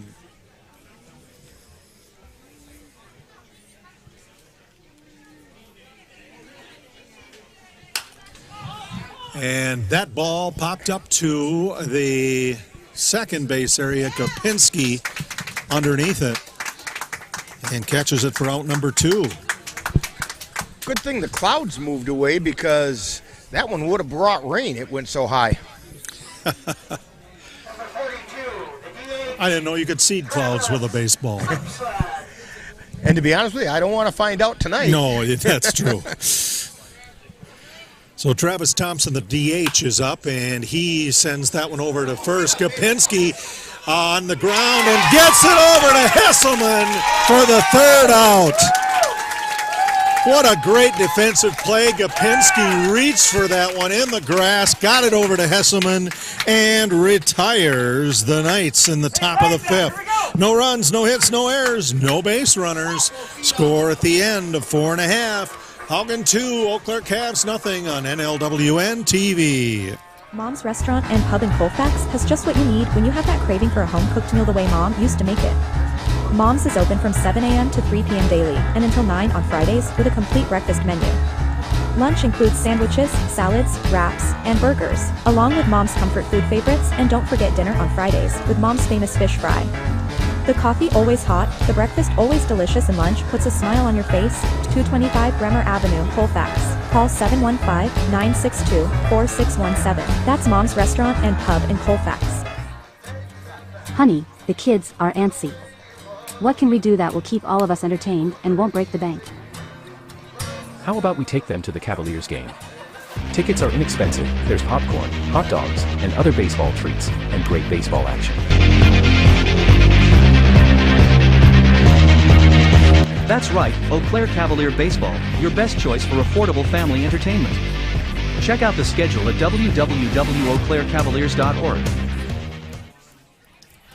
Coming up for the Cavs in the bottom of the fifth inning, Gopinski, Timon, and Hesselman. The 6th, 7th, and 8th batters. Cavs down 2-0 still. We're in the bottom of the fifth inning. Riley Gopinski coming up. You know, it's curious, Jay, how often somebody makes a spectacular play in the field and they lead off the next half inning. And that's exactly what we have going on here. And maybe you can capitalize on it. Yeah, let's keep the string going here. Stay hot, Riley. Lindo, oh, and the first pitch, a strike.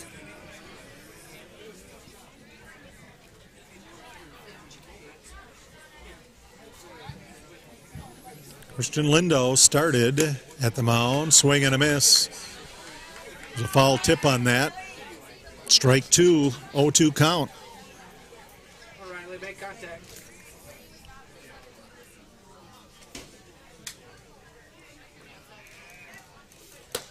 And that one low and outside. Ball 1. 1-2. Marty Garrick Jr. does not give the low strike. And a swing and a miss. And the first Cavalier retired in the fifth inning is Riley Gopinski. Cole Timon, the DH, up next. He flew out to center field the last time he batted.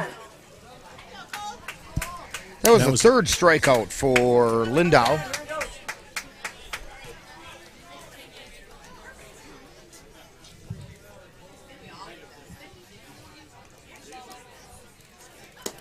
That pitch low and outside, ball 1. Cavs have one out, trailing 2-0 to the Haugen Knights, the host of this regional, but Cavs the home team. And a shot goes out to right center.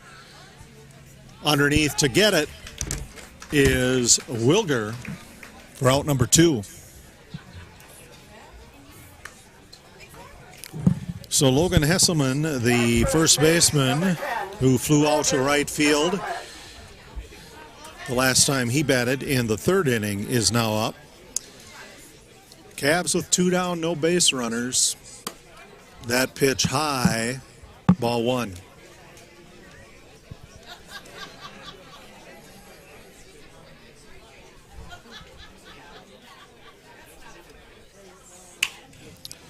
And that ball fouled headed off over toward your behind. car, isn't it? It would have to go further down the left field line. So you caught a break that time. I did, yes. And that one, well, it's moving down that way. Fouled again. Ball and 2 strikes. That bounces off a gray Mazda CX-5. I need your information. And that one tipped back into the fence.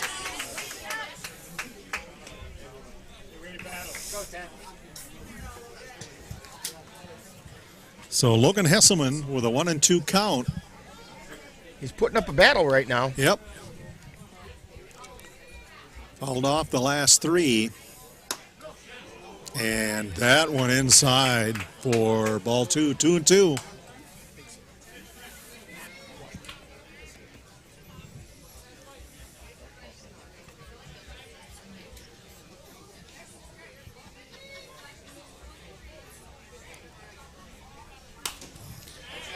And Hesselman fouls that one back.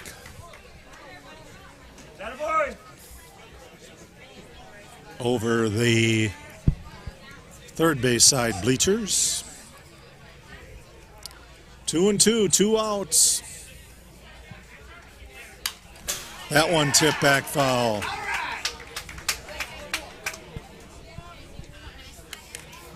So Hesselman spoiling some pitches yes, right now. Yes, he does. Yes, quite a few of them.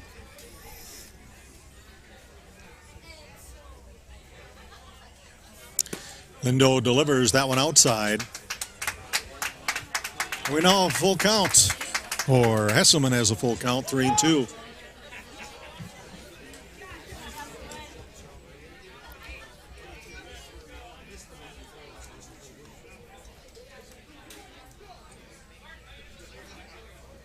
In comes the pitch.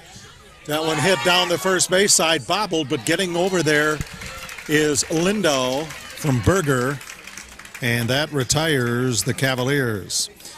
So there are no runs, no hits, no errors, and no base runners. Score at the end of 5 complete innings of play. The Haugen Knights 2, Eau Claire Cavaliers nothing on NLWN-TV.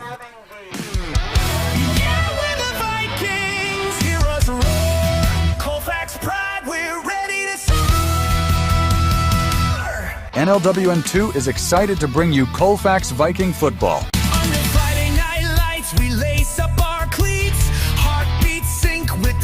Our first broadcast will be on Friday, August 22nd, when the Colfax Vikings host the Whitehall Norsemen. Coverage begins at 6:40 p.m. with Viking Preview. That's live Colfax Viking football on Friday, August 22nd on NLWN-2.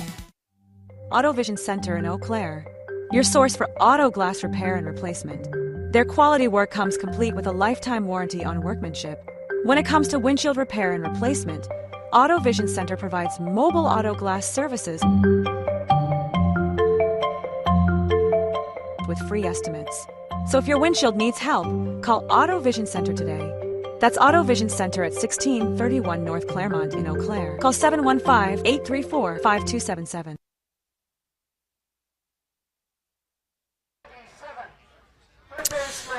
Easton Stone is leading off the top of the 6th inning for Haugen. He flew out to second and had a base hit to that same area the last couple of times he was up.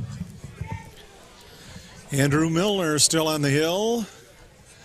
Left-handed thrower floats that one in, and it goes outside. Yeah, the last hit by Stone was a grounder that Kopinski got his glove on.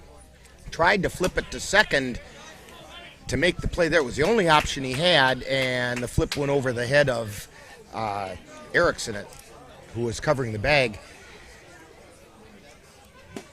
Really should not have been an error, so we gave him the hit.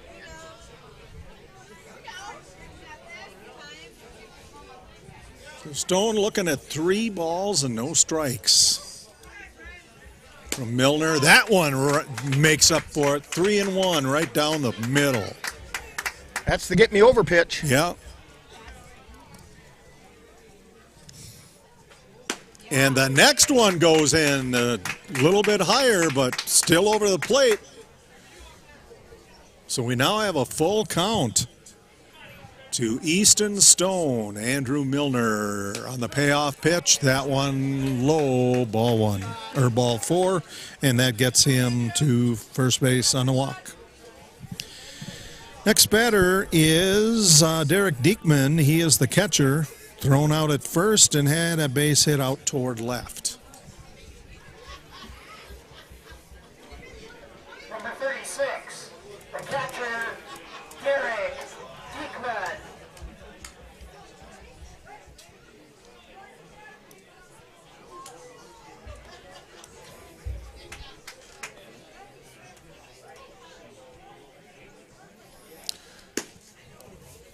Diekman looks at a ball. That one went outside.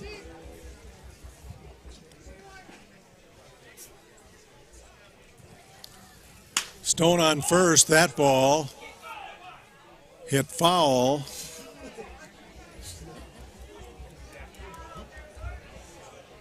Getting ever so closer to my car. He hit that one a ton. Yeah, he did.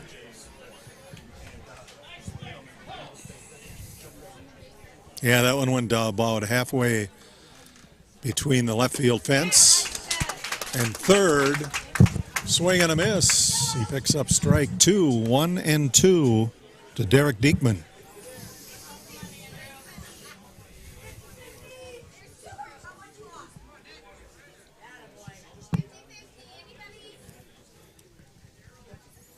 Milner delivers the pitch. And that one swung on and missed for strike 3 and the first out of the top of the 6th. That'll bring up Ethan Brown. The left fielder, he struck out and got on by fielder's choice in the 2nd and 4th innings. Andrew Milner delivers that one right down the middle, strike 1.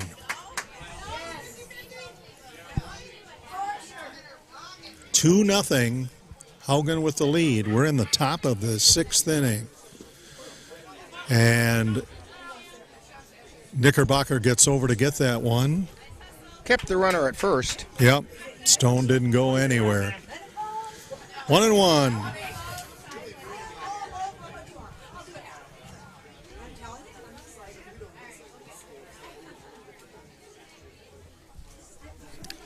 Milner's pitch, that one in there for strike 2, 1-2 the count.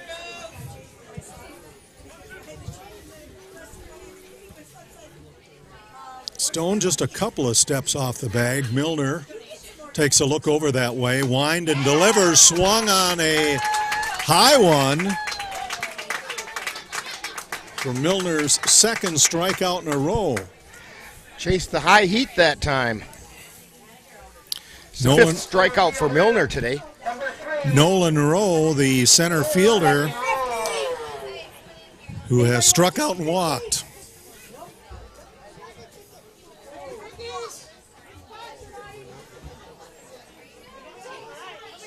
Milner throws that one at the belt, down the middle for strike 1. 0-1 the count.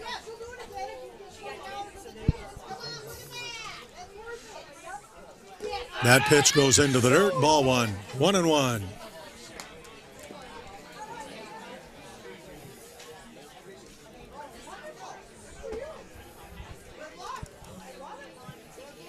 Milner checks Stone at first, winds and delivers that one right over the plate for strike 2. Painted the center stripe down the middle of Highway 53.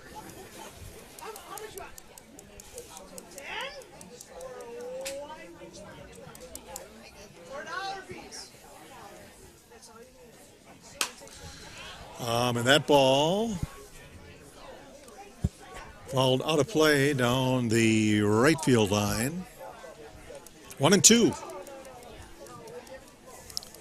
Knights with 2 outs, a 2-0 lead over the Eau Claire Cavaliers.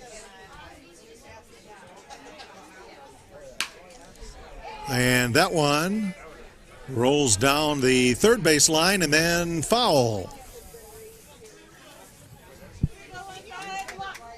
So ruining a bunch of pitches here. Getting a kick out of the two ladies that are going by selling 50-50 tickets. They're doing it with tremendous enthusiasm. Yeah. Which you could probably hear. That one bounces in the dirt. Knickerbocker covers. Stone decides he's going to stay put. 2-2.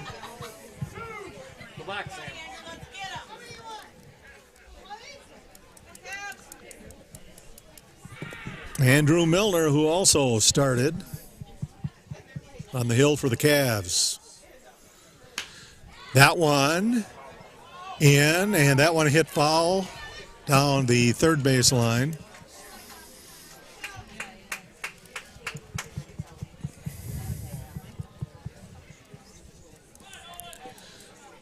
Two nothing Knights. Top of the sixth. And a shout out to Cassie, who's watching us on NLWN-TV. And looks at third strike right down the middle. And the Knights are done in the sixth inning. There were no runs, no hits, no errors, and one left on. Score at the end of 5.5. The Haugen Knights 2 and the Eau Claire Cavaliers nothing. 9 for 22. If your estate isn't looking quite estate-like, let Midwest Environmental Consultants landscape your estate right up to snuff with installation of retaining walls, brick patios, foundation planting beds, and so much more. Then they'll keep it that way with their expert lawn care service. Call Midwest Environmental Consultants at 608-468-2067. Let Midwest Environmental Consultants help make your estate the showplace of the neighborhood. Can't believe you're doing this alone. What were we going to say before? I remember. You threw your back out. How you holding up? I'm here aboard. Nothing wrong with getting help. I'm good. I did it when Felicia left. I'll figure it out. Clear ball and strike. But you don't have to do it alone, that's all I'm saying. If I promise to look into it, you okay. drop it and help me build all this right. fence. Now you need my help. It'll be a real pain sometimes. If you or a veteran you know needs support, don't wait. Reach out. Find resources at va.gov/reach. I usually go through them, though, before the season starts, because it's the same thing for Colfax. Right. I figured it was. Oh, shit, we're right here.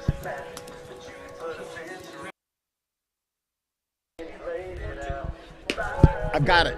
Kirk's been sending them, too.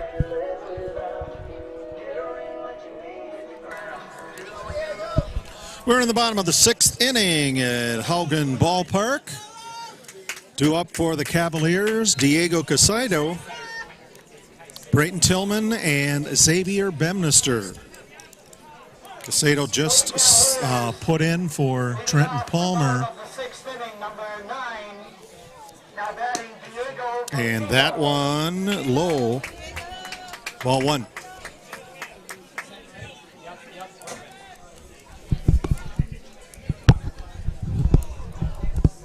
Lindo winds, swing and a miss. Strike one, 1-1. Or 0-1. No, 1-1.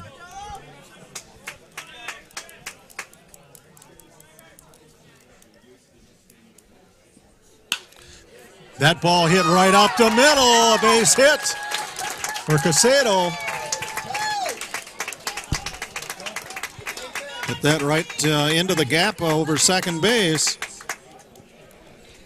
Now maybe they can take advantage of Casado's speed. That brings us to the top of the order in the sixth inning here. Brayton Tillman, he flew out to third and was thrown out at first. Be nice to have the Cavaliers bats heating up here and getting right back into this one. They trail 2-0 to the Haugen Knights.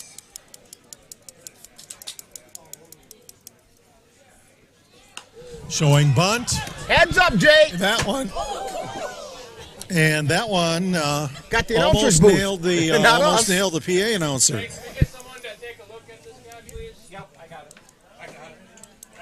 Get on the camera.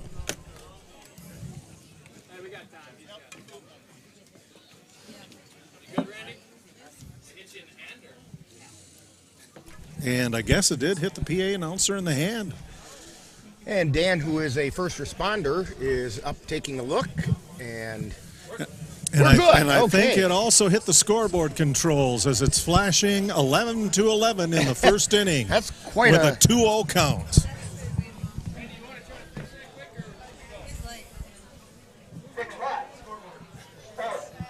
Yeah, I'll get it.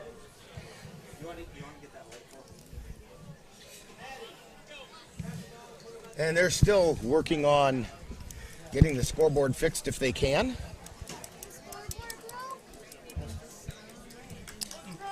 Okay, the count is 0-1. Casado in first. They throw back that way. Casado gets back. Casado's one of these guys that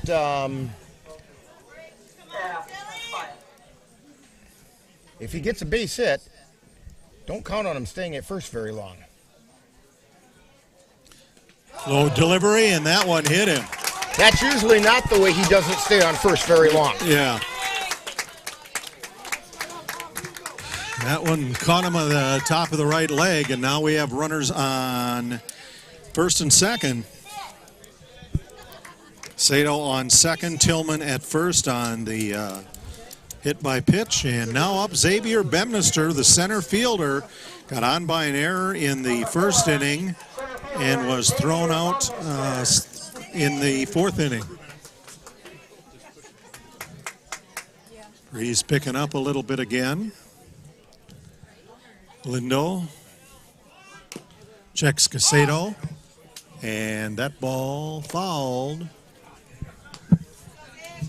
Bemister showing bunt, and it looks like the Haugen Knights, the third baseman, staying home because they have a play at third, so the first baseman's going to be charging the line.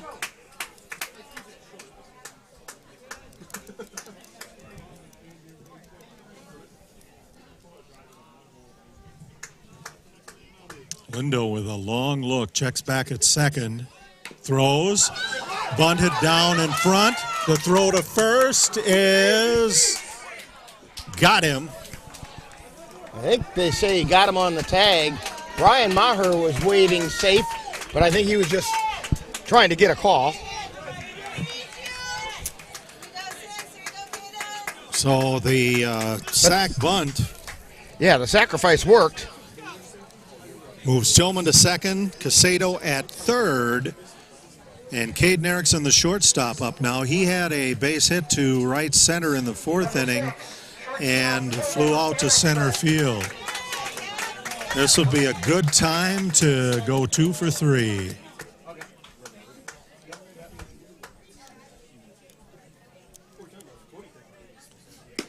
That pitch outside, ball one.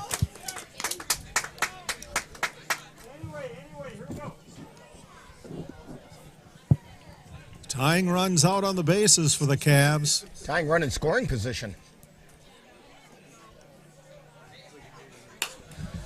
That ball popped foul behind us, back behind the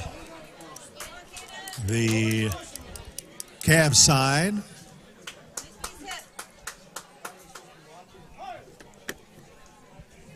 One and one the count.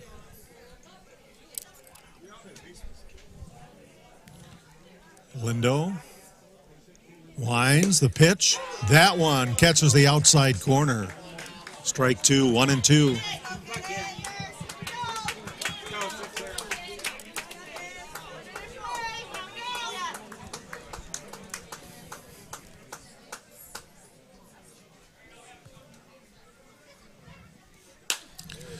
That ball scooped up, going back to get it, and dropping it is Rowe, and that scores Casado.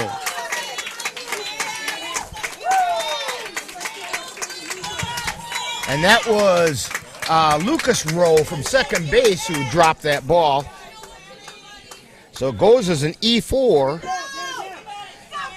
but it gets the Cavs on the board with the tying run at third.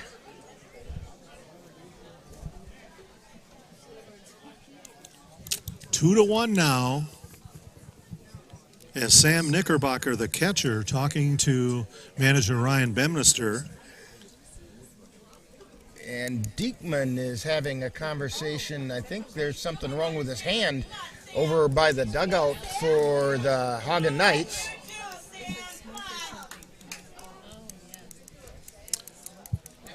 And the scoreboard flashing all aces again. You'd think we were up at the Hayward Casino. That's next weekend's trip.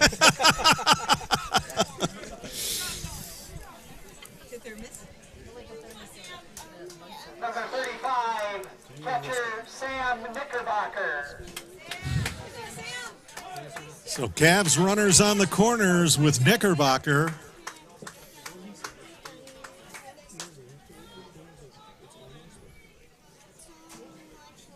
Knickerbocker ready and drives one out to center field and having to get back. And the throw gets to first. So we have a double play. Fly out to center field, and then 8-3 shuts down the Cavs in the 6th inning. So the Cavaliers have 1 run on 1 hit, and there was 1 error, and the Cavaliers stranded 1. Score at the end of 6 complete innings of play, Haugen 2, Eau Claire Cavaliers 1 on NLWN-TV. Get in touch with the roots of the Chippewa Valley at the Chippewa Valley Museum, located in Eau Claire's Carson Park, with a mission of connecting people to their community and inspire curiosity. From reinventing the Chippewa Valley, a century of change in farm life, the Farmhouse Theater, along with the Wisconsin Logging Museum and Logging Camp. Also, the Chippewa Valley Museum features special temporary exhibits and traveling exhibits, as well as web exhibits. The Chippewa Valley Museum is open Tuesdays through Saturdays. Call for more information at 715-834-7871. This reminder that the exhibit Anderson to Yang, along with the traveling exhibit Rocks and Hard Places on loan from the Vesterheim Museum in Decorah, Iowa, will continue through the end of August. And now to take us the rest of the way, top of the 7th, here's Rick Olson. Thank you, Jay. Andrew Milner still on the mound for the Cavaliers. And due up for the Haugen Knights, we have Cole Paulson, Cody Wilger, and Lucas Rowe. You got 47 for 14 for them? And we do have a substitution instead of Cody Wilger. It's Ryan Prestrud.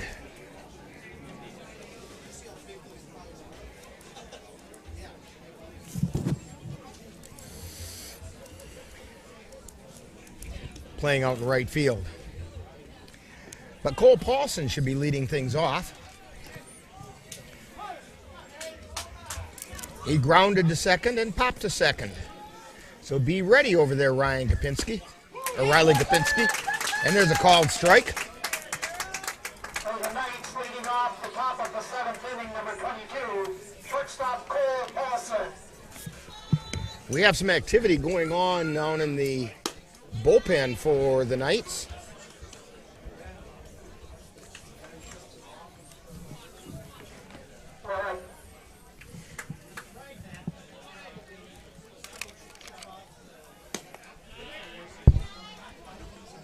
And that pitch missed for a ball.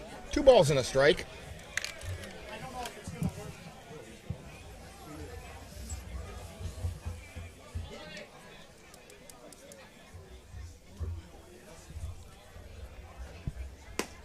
Strike called.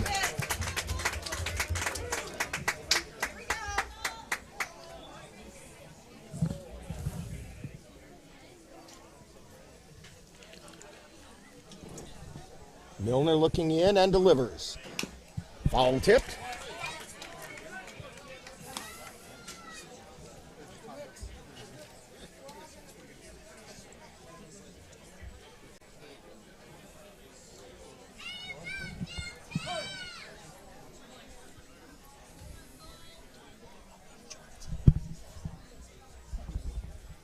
pitch. That's high for a ball. Count is full.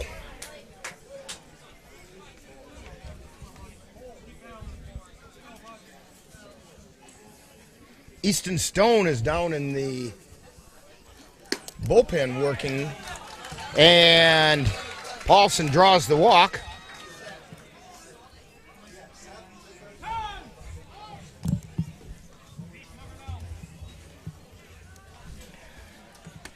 So that's going to bring up Ryan Prestrud in for Cody Wilger. Now batting for the Knights in place of Cody Wilger, number 47, Ryan Prestrud.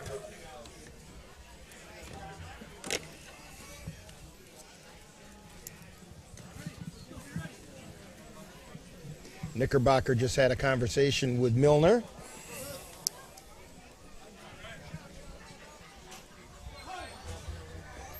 I'm glad John is keeping up with the scoreboard because the scoreboard out in the outfield is not working. Prestrud shows bunt, pops it into the air. It's going to fall, and they don't have a play.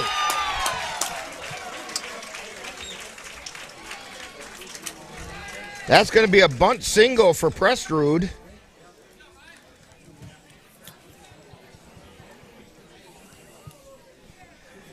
And it moved Paulson over to second. Takes us back to the top of the order. Lucas Rowe. Rowe is 0 for 3. Popped to short, grounded to second, and grounded to third.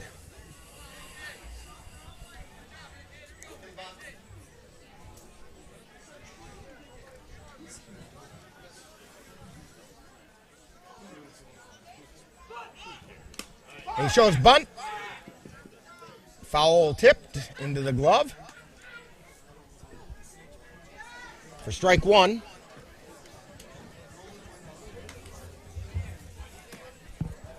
No balls and a strike.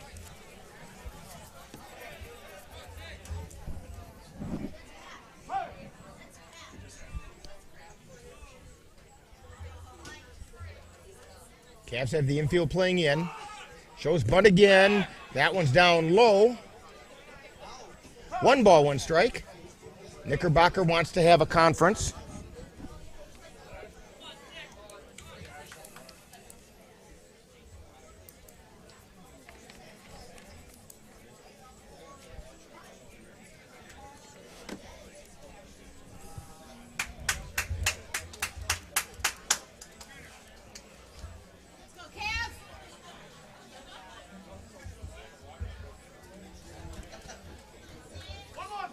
One ball and 1 strike.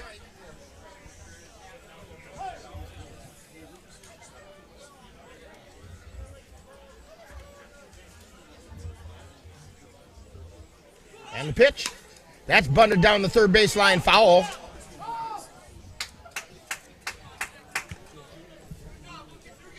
So it's 1 ball, 2 strikes.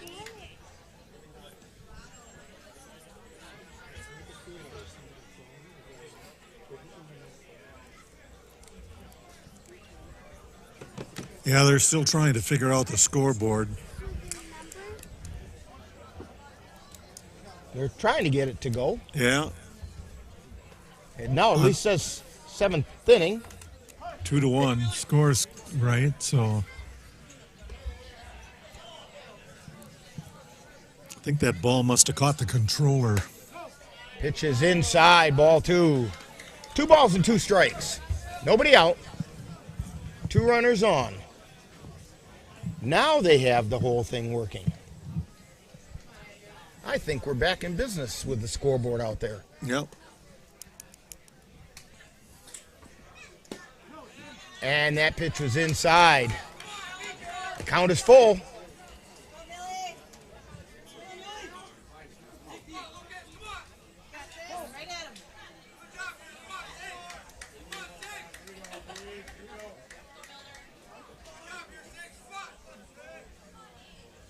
Milner at the belt. And the payoff pitch. That's down low, and he is now loaded the bases.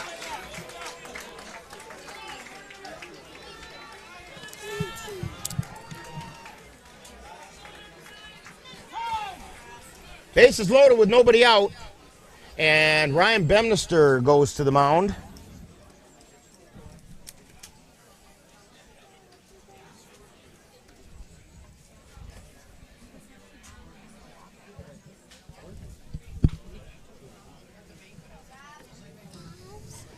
And they're going to have a conference out there. I'm sure this is more of just a defensive discussion.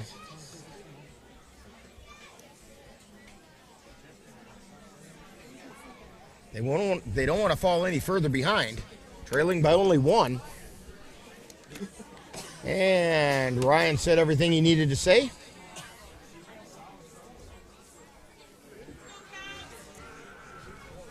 That's going to bring up Rob Berger. Now this is a bit of a predicament because they don't want to put anything in Berger's wheelhouse. So they've been feeding him kind of low ever since that double in the first inning.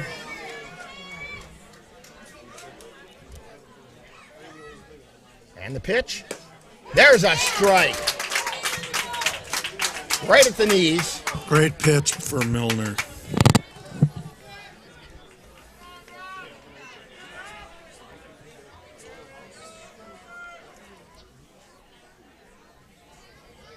Swing and a miss, strike 2. As our color commentator for when we do Colfax Viking baseball says, it's so much easier when you're pitching from ahead. Oh, yeah. 0-2 the count.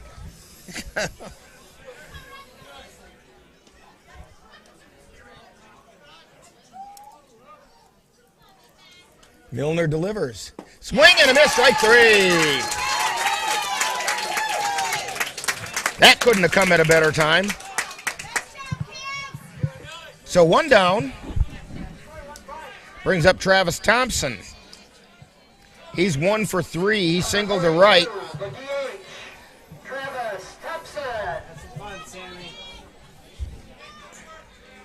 He also struck out and then grounded to second on a great play by Gopinski his last time up. Swing and a miss, strike 1. That one almost bowled him over.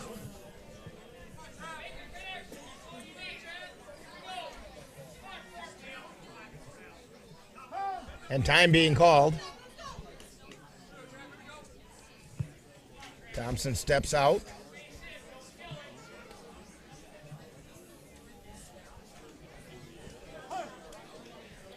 Cavs infield playing in. They want to cut down the run at the plate. And the pitch. Foul ball. That's a screamer. Out of play. That one, I think, almost blew off Ryan Bemnister's hand and went flying. He got it back, though.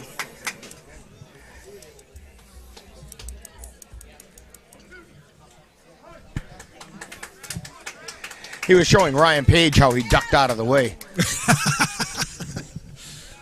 Still has the moves. And the pitch. Ground ball, foul down the third baseline. Count remains 0-2. With 1 out.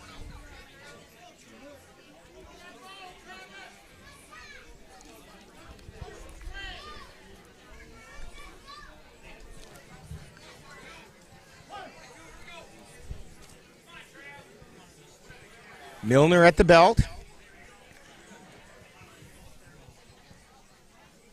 And the 0-2 pitch.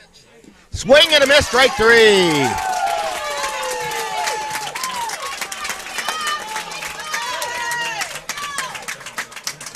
Easton Stone is coming to the plate. With 2 down now, the infield can drop back and play at normal depth. Stone is 1 for 2. He walked his last time up. That conference of the mound was effective.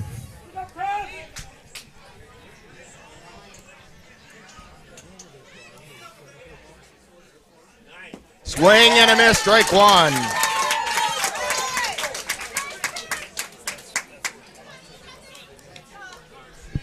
Milner's been hot since then. 8 strikeouts so far in the game for Milner. Oh, he called that inside. That was really close. And a group grown by the Cavaliers fans off to our right.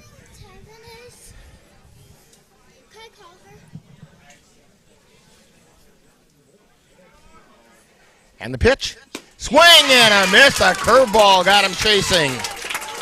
Reach for that one. 1 ball, 2 strikes.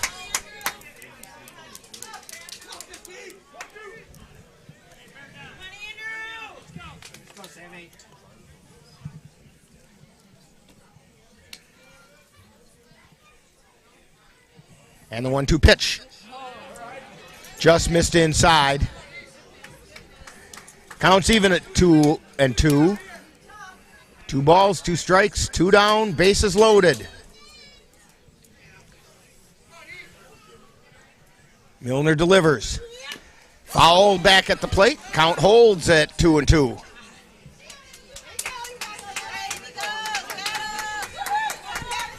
Stone did a nice job of ruining Milner's pitch that time.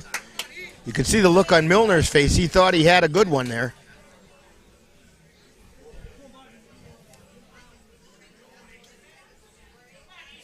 And the 2-2 pitch.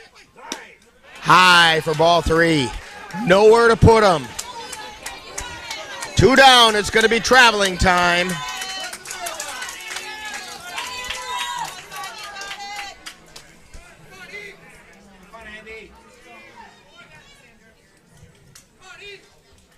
Milner at the belt.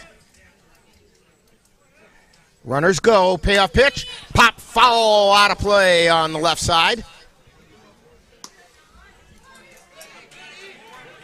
And everybody has to go back where they came from.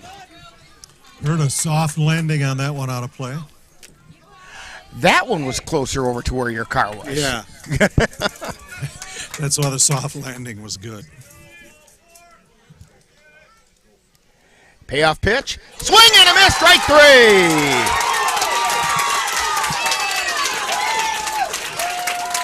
So, no runs on 1 hit. There were no errors, and the bases were left loaded. We have played 6.5. It's time for the 7th inning stretch. And the Cavs trail by 1 on NLWN-TV. NLWN-2 invites you to join us in our time machine and journey back to the 1860s for some vintage baseball with the Menominee Blue Caps. Our next broadcast will be on Monday, August 18th, as the Blue Caps will be in action from Pioneer Village's old-fashioned county fair in Cameron, Wisconsin.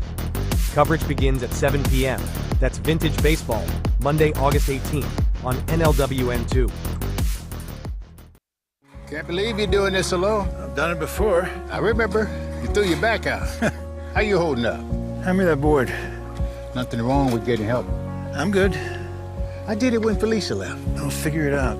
I know you will, but you don't have to do it alone. That's all I'm saying. If I promise to look into it, will you drop it and help me build this fence? Now you need my help. It can be a real pain sometimes, you know what? Mm-hmm. If you or a veteran you know needs support, don't wait. Reach out. Find resources at va.gov/reach. I'm Chris Jakovic. I served in the United States Air Force and I deployed 3 times. So in 2017, I was serving as an Air Force First Sergeant. Our motto in that role is, my job is people, everyone is my business. But unfortunately in that year, I would lose my own brother, Lance Corporal Adam Jakovic, to suicide. The majority of veteran suicides are from guns. I store my weapons securely, not only for myself, but for my family. My service never stops.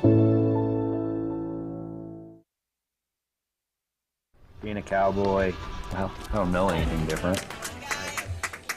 We had a couple of substitutions in there.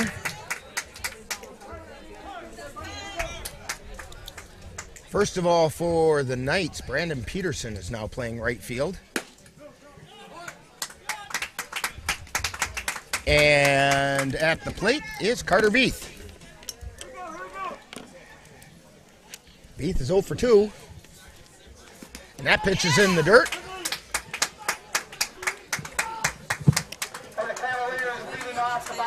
That was about a 55-footer that time.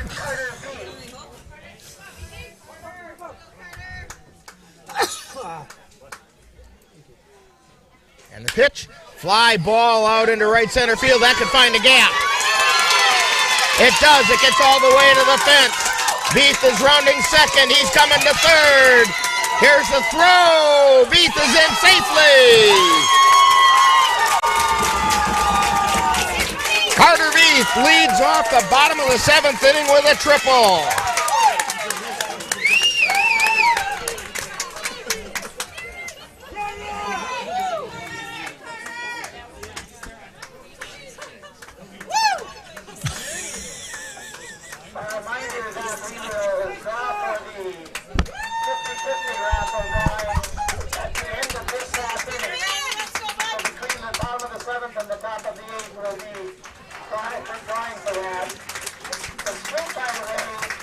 And we have a pitching change, I believe, going on for... And we do. And we'll get it straightened out right after this timeout on NLWN-TV. Being a cowboy, well, I don't know anything different. I had a very successful career. Life was fast. I was preparing physically. I wasn't doing anything mentally. And then I got hurt. I dug into mental health. I wanted to be better as a person. I start my day with a workout. I live life 8 seconds at a time. Find a place to stop and just breathe. Love your mind.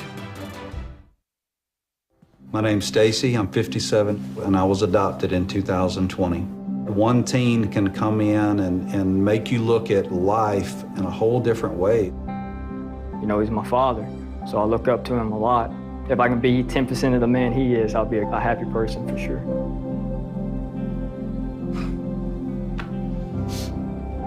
Learn about adopting a teen from foster care. You can't imagine the reward. Visit adoptuskids.org. I don't think that many kids in my son's school even do it. He makes fun of his friend who vapes. He would never try it. She's into soccer. She's on the honor roll. She's just not the type. No way. No way. No way. No way, my kid would never vape. Get your head out of the cloud. Today, nearly 8,000 kids will start vaping. Maybe even yours. Learn about the dangers at talkaboutvaping.org. So the new pitcher for the Haugen Knights is Easton Stone, and now playing first base is Travis Thompson. He was the DH, so they no longer have a designated hitter, and Rob Berger has gone over to play third base.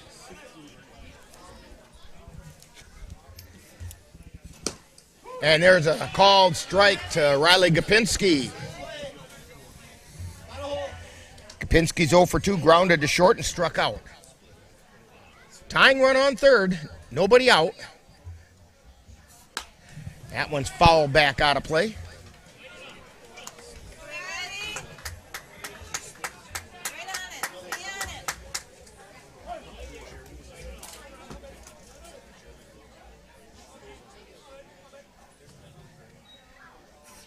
And there's a pop foul out of play. I heard that one thump behind us. Yep, last two did. As long as they land behind us, we're fine. Yep.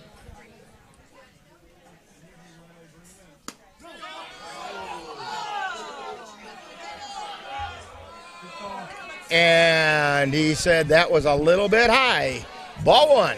Well, looked at it like about his shoulders from here, just over the top of his shoulders.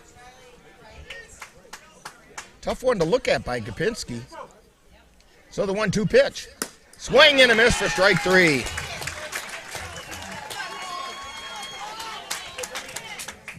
That's going to bring up Cole Timon. I'll tell you what, Cole Timon has not hit his annual home run yet this year, and I can't think of a better time than right now to do that. That'd be perfect. He flew out to center field. He flew out to right, very deep to right when he did. And a called strike. Timon showed bunt.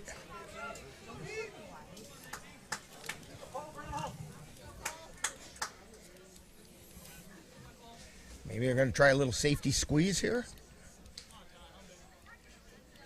And the pitch. And he slap bunts that one out of play. No balls, 2 strikes now.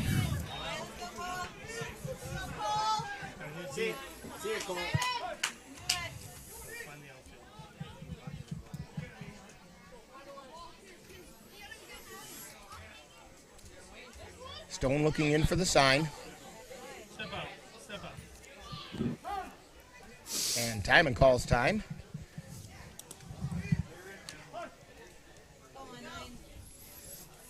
Stone still looking in. Starts his motion and delivers. Strike 3 called.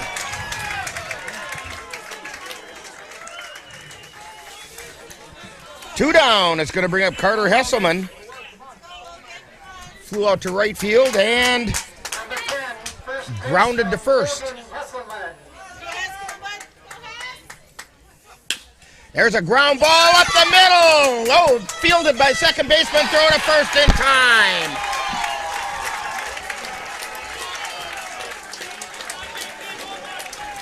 So the Cavaliers, after that leadoff triple, end up with no runs on that one hit. No errors and 1 left on base. We've completed 7. And it's 2-1 in favor of the Haugen Knights on NLWN-TV. Life doesn't always give you time to change the outcome. Prediabetes does. 1 in 3 adults has prediabetes, but with early diagnosis, prediabetes can be reversed. And you can change the outcome. Take the 1-minute prediabetes risk test today. Go to doihaveprediabetes.org.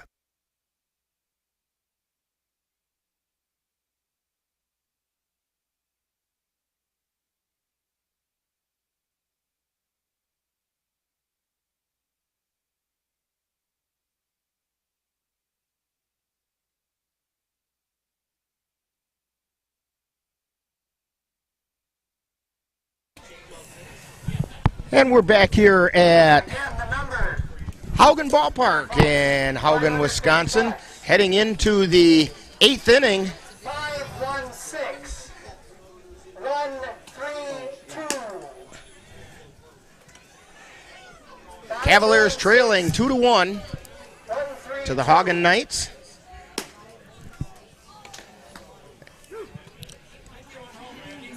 Through 7 complete, Haugen's got 2 runs, 5 hits, 2 errors. Cavaliers 1 run, 3 hits, no errors. 5-1-6, 1-3-2.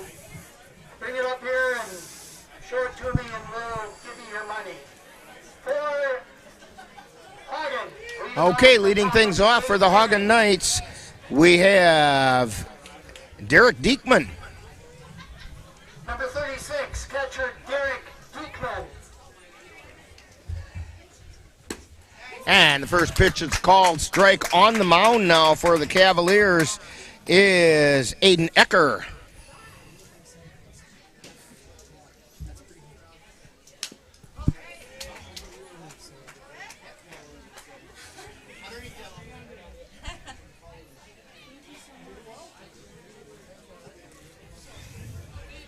We have a winner.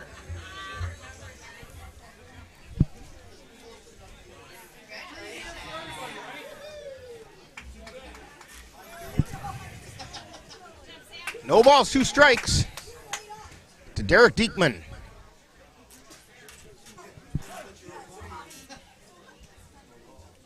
Ecker winds and delivers. That's down low for a ball.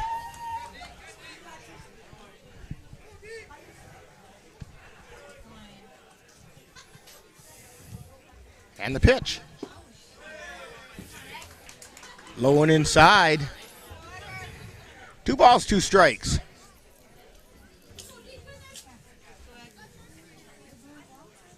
Ecker winds and delivers. Line shot right into the glove of Veith. Veith made a diving catch at third base to rob Derek Diekman of what would probably have been extra bases.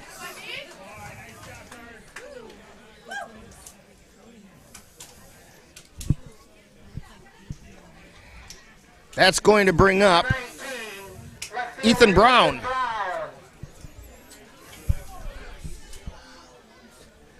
Brown has struck out a couple times and got in a fielder's choice.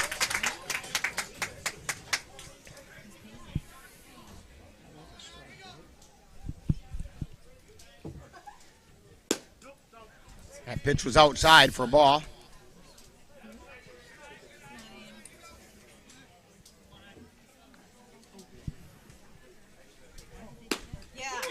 And strike 2 called.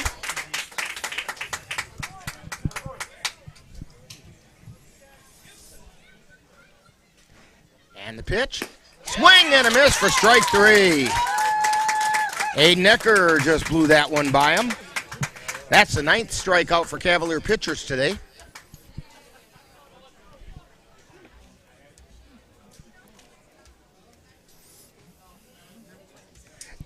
Check that. That's the 10th strikeout for Cavalier pitchers today. So Nolan Rowe at the plate. He struck out twice. And that pitch just missed outside.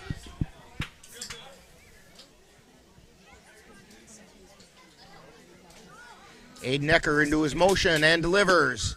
Strike called.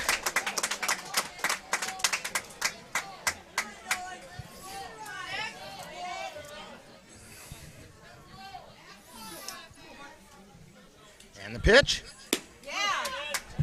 And he's saying that pitch was outside. Now pitching for the Cavaliers, sorry about the delay there, is number 12, Aiden Ecker. That pitch is down low for a ball. 3 balls, 1 strike.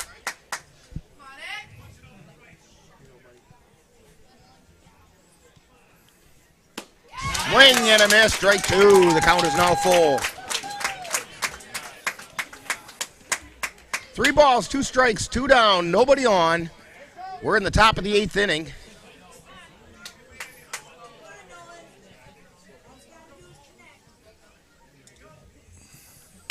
And there's a pop foul out of play.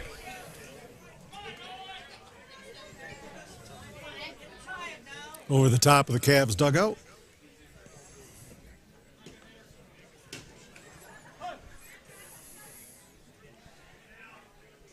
Here's the payoff pitch. Swing and a miss for strike 3. So for the Knights, no runs, no hits, no errors, nobody left on base. And we've played 7.5. And it's the Knights 2, Cavs 1 on NLWN-TV. Achieving my goals as an adult was challenging without a high school diploma. With the help of an adult education center, I finished my high school diploma and it changed my life. This yearbook is a testament to your accomplishments and how they have impacted all of us. Getting my high school diploma made me feel like I can do anything. Now, I can help the kids in my community achieve their dreams. When you graduate, they graduate. Visit finishyourdiploma.org to find free and supportive adult education centers near you.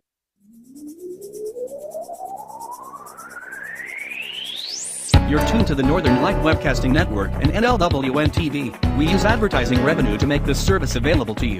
If you have a business and would like to get your message out to our ever-increasing audience, give us a call at 715-563-1749. We'll be happy to discuss our budget-friendly advertising packages with you. Get your business noticed on the Northern Light Webcasting Network and NLWN-TV by calling 715-563-1749. We're back here in Haugen, and we have an update from some other games in the WBA playoffs and the regionals involving some CRBL teams. The Osseo Merchants are leading the Marshfield Chaparrals 9-0 after 7 innings, and after 5 innings, it's the Augusta Athletics leading Medford 6-4.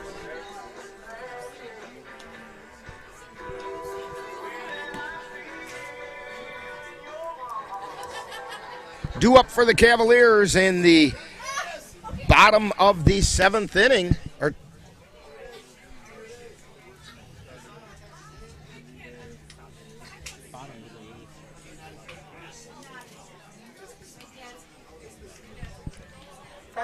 Well, bottom of the inning anyway. We have Diego Casedo and he will be followed by Brayton Tillman and Xavier Bemister.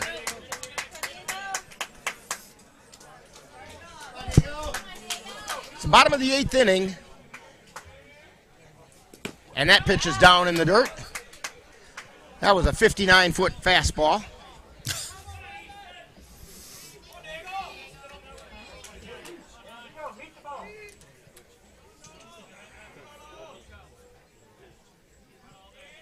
And the pitch. It's a chop foul down the first base line.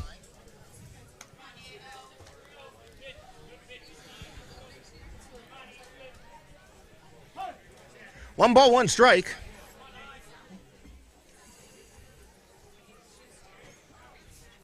That's high.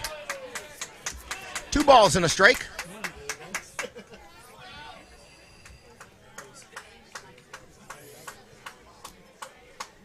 And the pitch, swing and a miss, counts even at 2-2.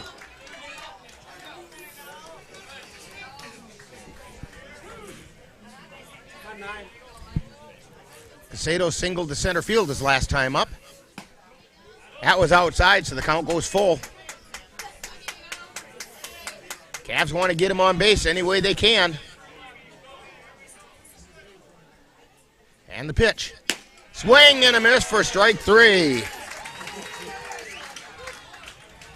Stone fired a fastball that time. Just about sounded like it came through the back of the catcher's glove. Diekman might want to check and see if he has a hole in his hand after that one. See a little smoke. Back to the top of the order, Brayton Tillman, who was hit by the pitch his last time up. Swing and a miss, strike 1.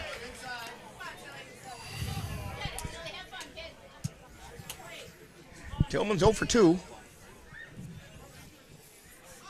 Shows bunt, heading down the first baseline. Stone fires to first. And a collision at first. And he was out. 1-3 on the putout.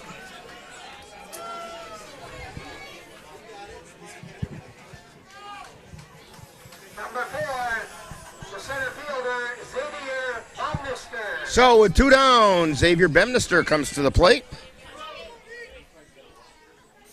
He's also 0 for 3.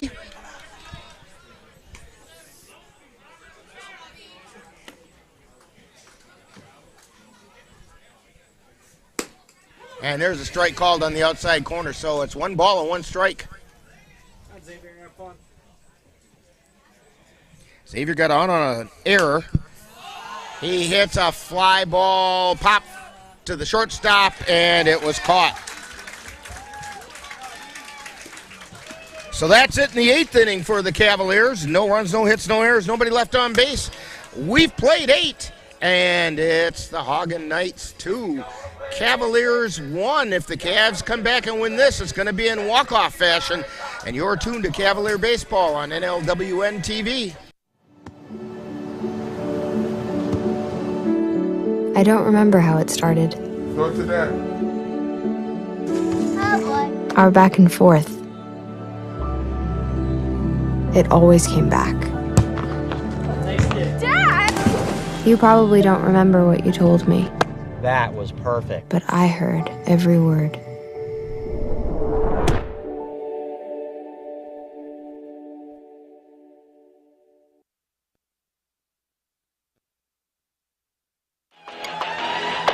NLWN-2 invites you to join us in our time machine and journey back to the 1860s for some vintage baseball with the Menominee Blue Caps. Our next broadcast will be on Monday, August 18th, as the Blue Caps will be in action from Pioneer Village's old-fashioned county fair in Cameron, Wisconsin. Coverage begins at 7 p.m. That's Vintage Baseball, Monday, August 18th, on NLWN-2.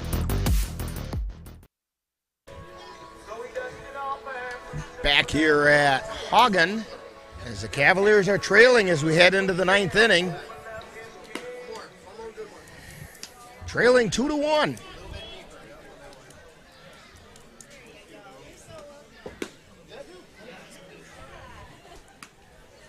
Due up for the Haugen Knights, we have Cole Paulson, and then Brandon Peterson. And then he'll be followed by the top of the order, Lucas Rowe. Leading off the top of the 9th inning, number 8, correction, number 22, batting in the number 8 spot in the order. Number 22, shortstop Cole Paulson.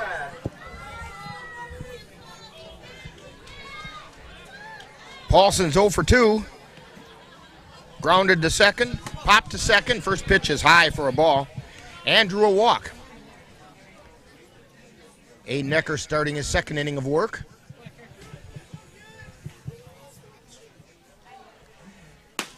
And there's a called strike at the belt.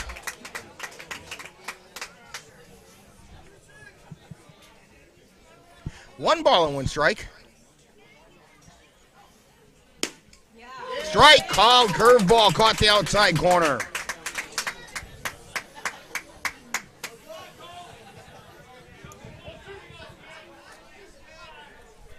Ecker starts his motion in the 1-2 pitch. Inside for a ball.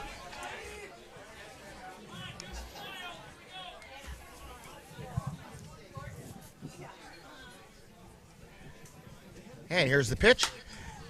Fly ball foul on the right side. Out of play.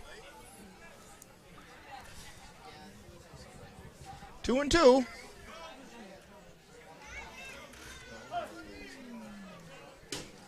Here's the 2-2 pitch. Pop up, foul territory. Hesselman coming in, he makes a catch.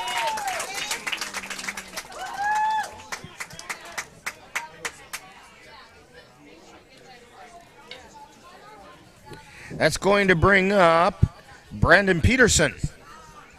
Now batting for the Knights, number 2, Brandon Peterson.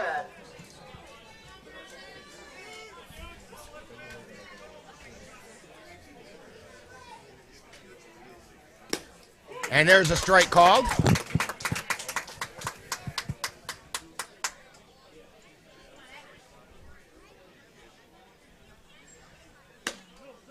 That pitch is inside.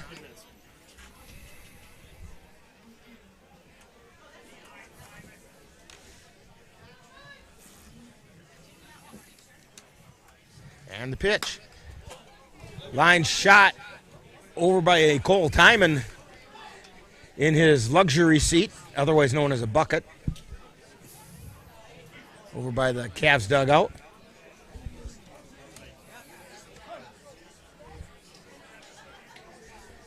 The 1-2 pitch, just a little high.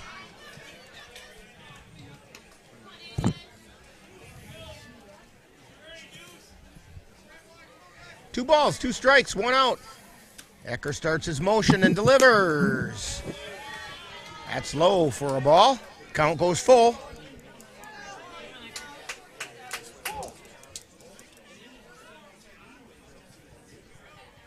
And the payoff pitch. And it's ball 4. So Peterson draws the walk.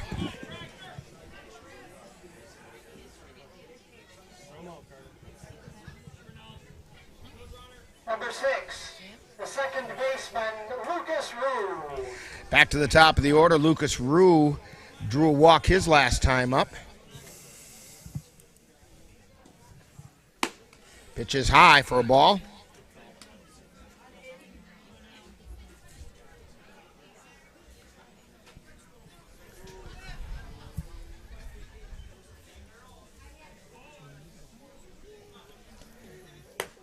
And a strike called.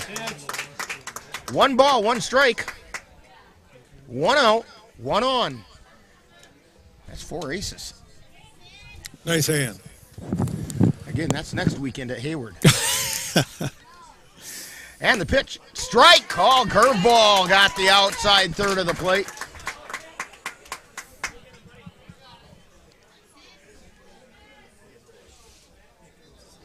Ball and 2 strikes.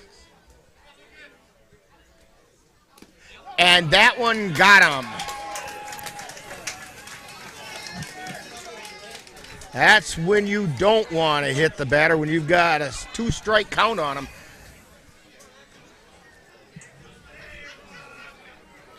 Two runners on with one out. Rob Berger. Berger is 1 for 3.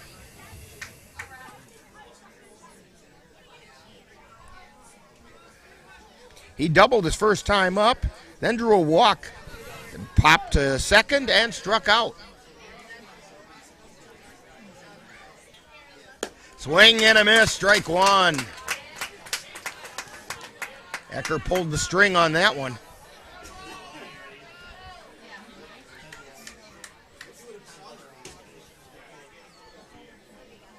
And there's a shot out into center field, falls in for a base hit. It goes all the way to the fence, 1 run is in. Here comes the second run. Throw to third. And he's in safely. So Berger has a triple to center field with 2 RBI.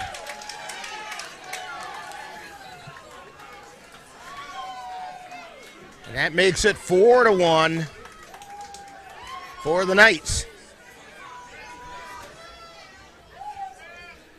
With 1 out, that's going to bring up Travis Thompson. Infield coming in. They want to hold the runner at third if they can. Swing and a miss for strike one. Thompson's 1 for 4, struck out twice, singled to right, and grounded to second.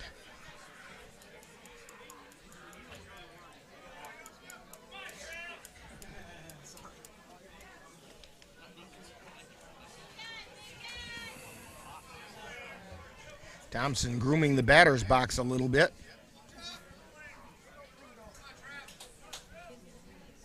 And the pitch. Swing and a miss. No balls, 2 strikes.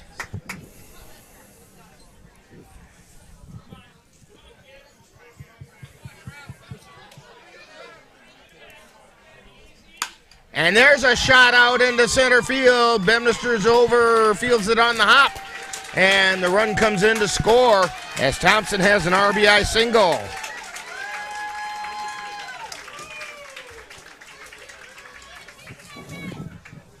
So Berger scores.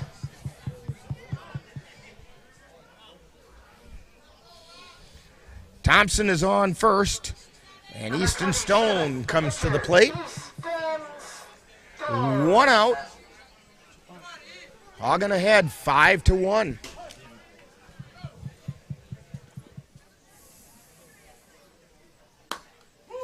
And a strike called.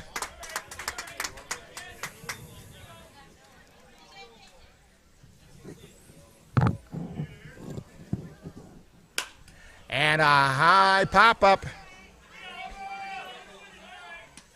And caught by Gopinski.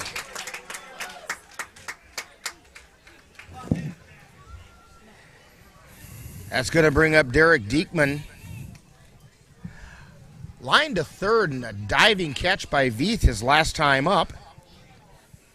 He also had an RBI single back in the 4th inning.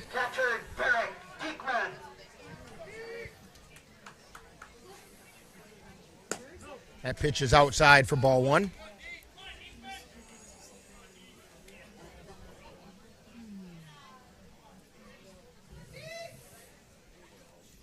Ecker delivers. Foul back into the screen. Made a couple people back behind the screen there flinch. We know how that feels. Yes, yes. 1 ball, 1 strike. Swing and a miss, strike 2. He chased a low one that time.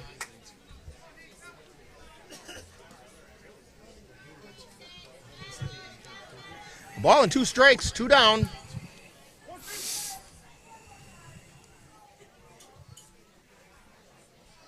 And the pitch. Fouled right into Knickerbocker.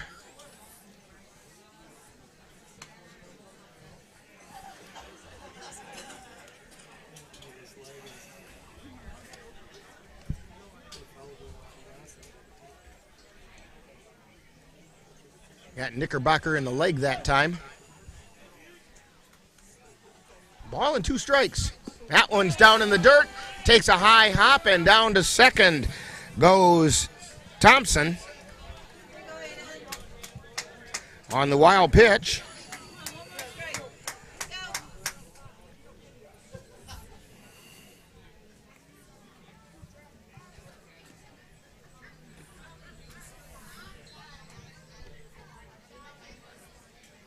Swing and a miss for strike 3.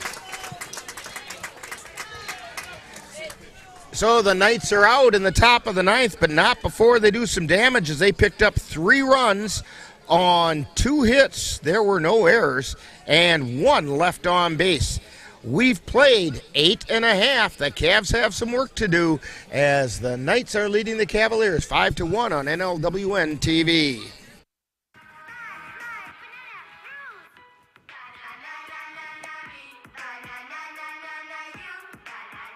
Losing the fear of looking foolish comes with age. Who did you steal him from? Losing your way in your own home doesn't. Confusion with time and place may be a sign of Alzheimer's. Mom, are you okay? Yeah, I'm fine. Early detection gives you and your loved one time to plan for the future. Learn the warning signs of Alzheimer's. Let NLWN-TV take you out to the ballgame.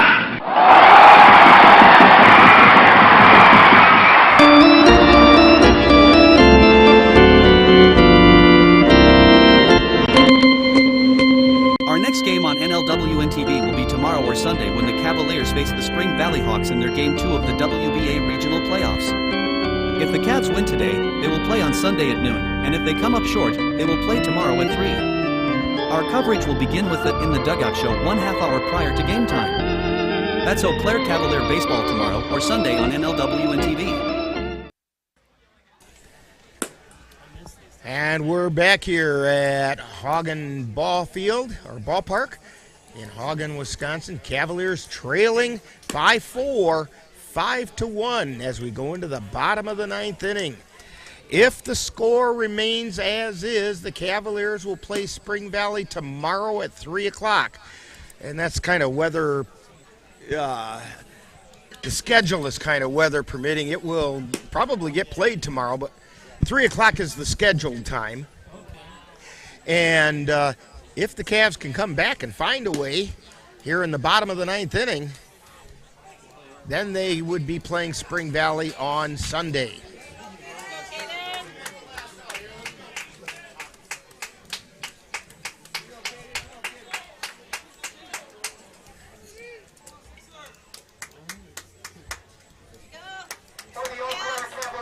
So Caden Erickson comes to the plate. Number 6, shortstop Caden Erickson. Erickson is 1 for 3. He singled to center field. He got on an error by the second baseman. Swing and a miss for strike 1. He also flew out to center field.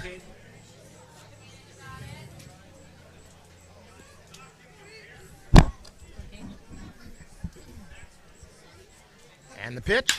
There's a shot out into center field for a base hit. Caden Erickson leads things off with a single. That's going to bring up Sam Knickerbocker, who's 0 for 3. He's overdue. He hit one right on the money out to center field. It just didn't drop fast enough his last time up, and it turned into a double play. It looked for all the world like it was a good solid hit. There's a fly ball out into center field. Moving over is Rowe, and he makes the catch.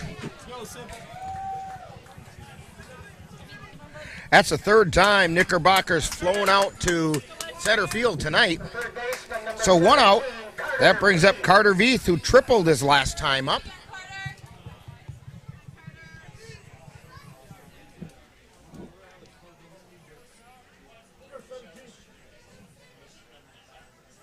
And the pitch. That's outside for a ball.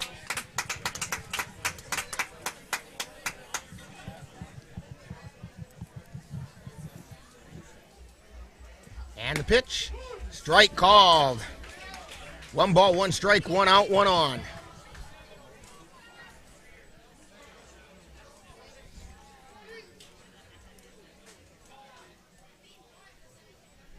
And the pitch. That's high for a ball. Beath is 1 for 3.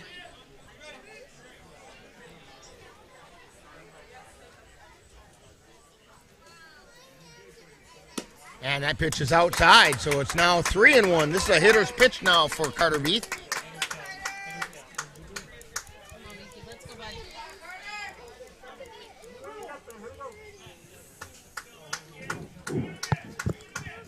Here's the pitch. Pop foul out of play.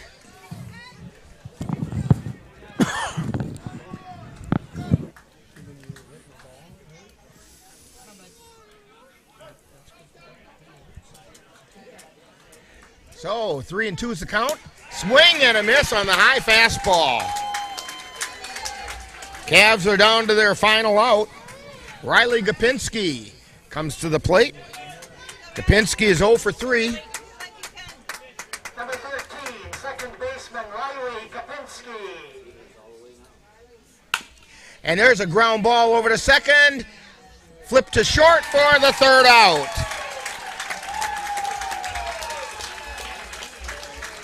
And that's going to do it. And the Cavs fall in this game by a score of 5-1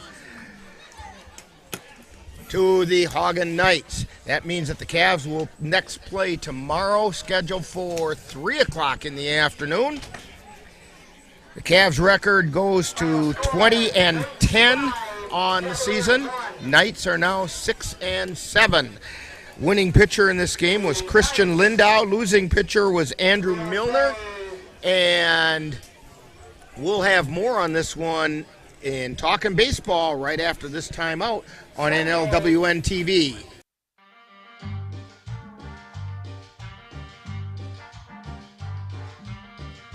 Adding your own flavor to fashion comes with age.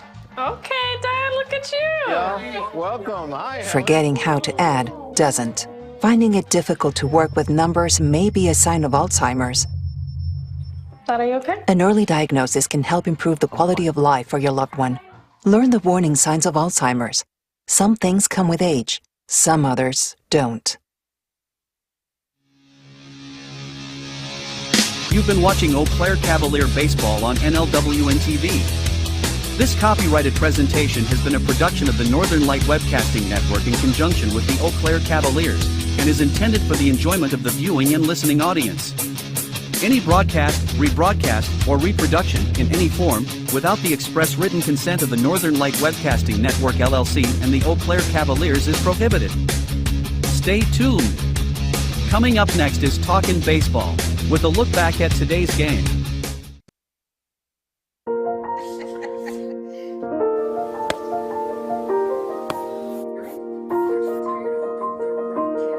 Hey, honey.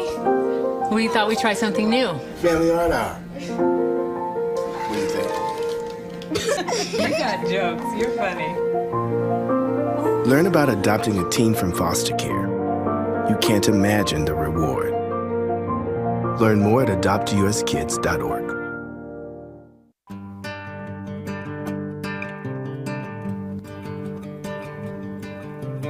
Time now for Talkin' Baseball with a wrap-up of today's Eau Claire Cavalier game. And now, back out to the ballpark. And we're back here at Haugen Ballpark. And the Cavaliers drop game 1 of this regional tournament to the Haugen Knights by a score of 5-1. And we expect Cavalier manager Ryan Bemister to be coming over any minute. But the Cavaliers picked up, well, Jay's still counting them up here. So let's put it, oh, he's got him here. And let me see if I can figure out what he's got. All right. Cavs had 1 run on 4 hits. There were no errors. And Haugen 5 runs on 7 hits. The Cavs did commit 2 errors. And Haugen committed 2 errors. Cavs did not commit any. Right. Haugen committed 2 errors. And the winning pitcher was Christian Lindau, and the losing pitcher was Andrew Milner. And like I said, we are waiting for Cavalier manager Ryan Bemister. And before he gets here, Jay, you have any thoughts on this one? Yeah, it was. Haugen had some very timely hits. They also had 2 fielding errors, but the Cavaliers just 4 hits. A lot of the balls hit right to defensive players. So tough night for the Cavs. I was just speaking with Judy St. Arnold just a moment ago about this game, and we both kind of felt, well, we got Ryan Bemister coming up. Well, we had him coming up. Oh, he's checking with the family there, and so. But Ryan, again, atom balls right at people. That shot by Sam Knickerbocker that got caught in center field. Time runs on third. That ball's sinking.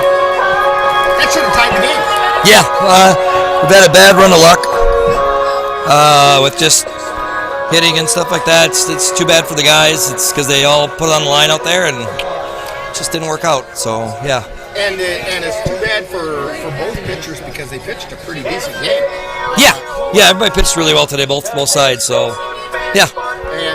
And you got to hand it to the Haugen pitchers. We could have lit some campfires with the smoke they were bringing. Yeah, I know. And we had some bad luck in that one inning that led to 2 runs on Millie, and it's just bad luck, and we can't kick it. We've been following us around for the last couple of weeks. So as you've said, that's baseball, and that's the frustrating part. That's why it makes it second only in frustration to golf. Yeah.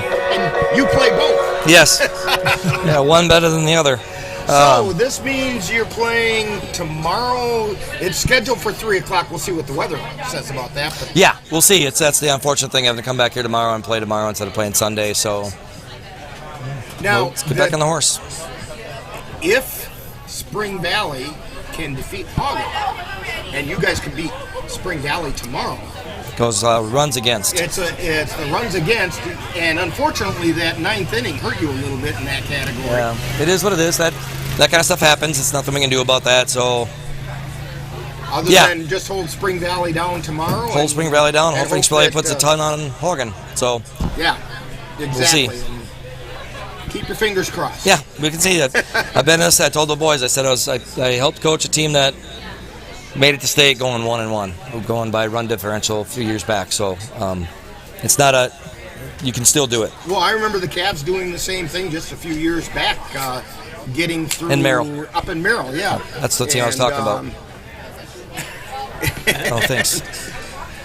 And Seeley comes by with a beer for Dad, but of course doesn't bring one. Nothing for you guys. Oh well. So Ryan, let's go get one tomorrow. Yep, sounds good. All right. And we'll be back with some final thoughts right after this timeout on NLWN-TV. Let NLWN-TV take you out to the ball game.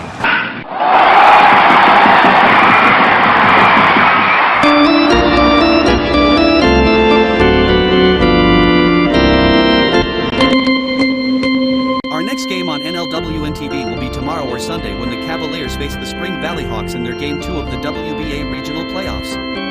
If the Cavs win today, they will play on Sunday at noon, and if they come up short, they will play tomorrow at 3. Our coverage will begin with the In the Dugout show 1/2 hour prior to game time. That's Eau Claire Cavalier baseball tomorrow or Sunday on NLWN-TV.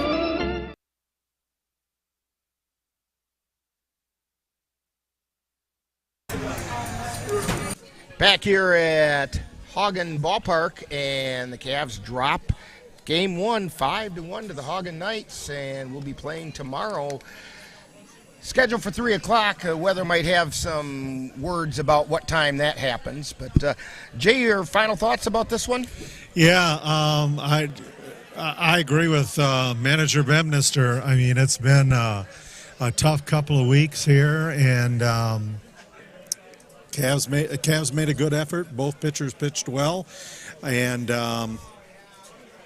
the Cavaliers needed to get the bats going, and Haugen just was able to take care of that when they needed to. Timed theirs just a hair better than the Cavs did. Yeah. That's all. Because the Cavs did not pitch poorly. No, not at all.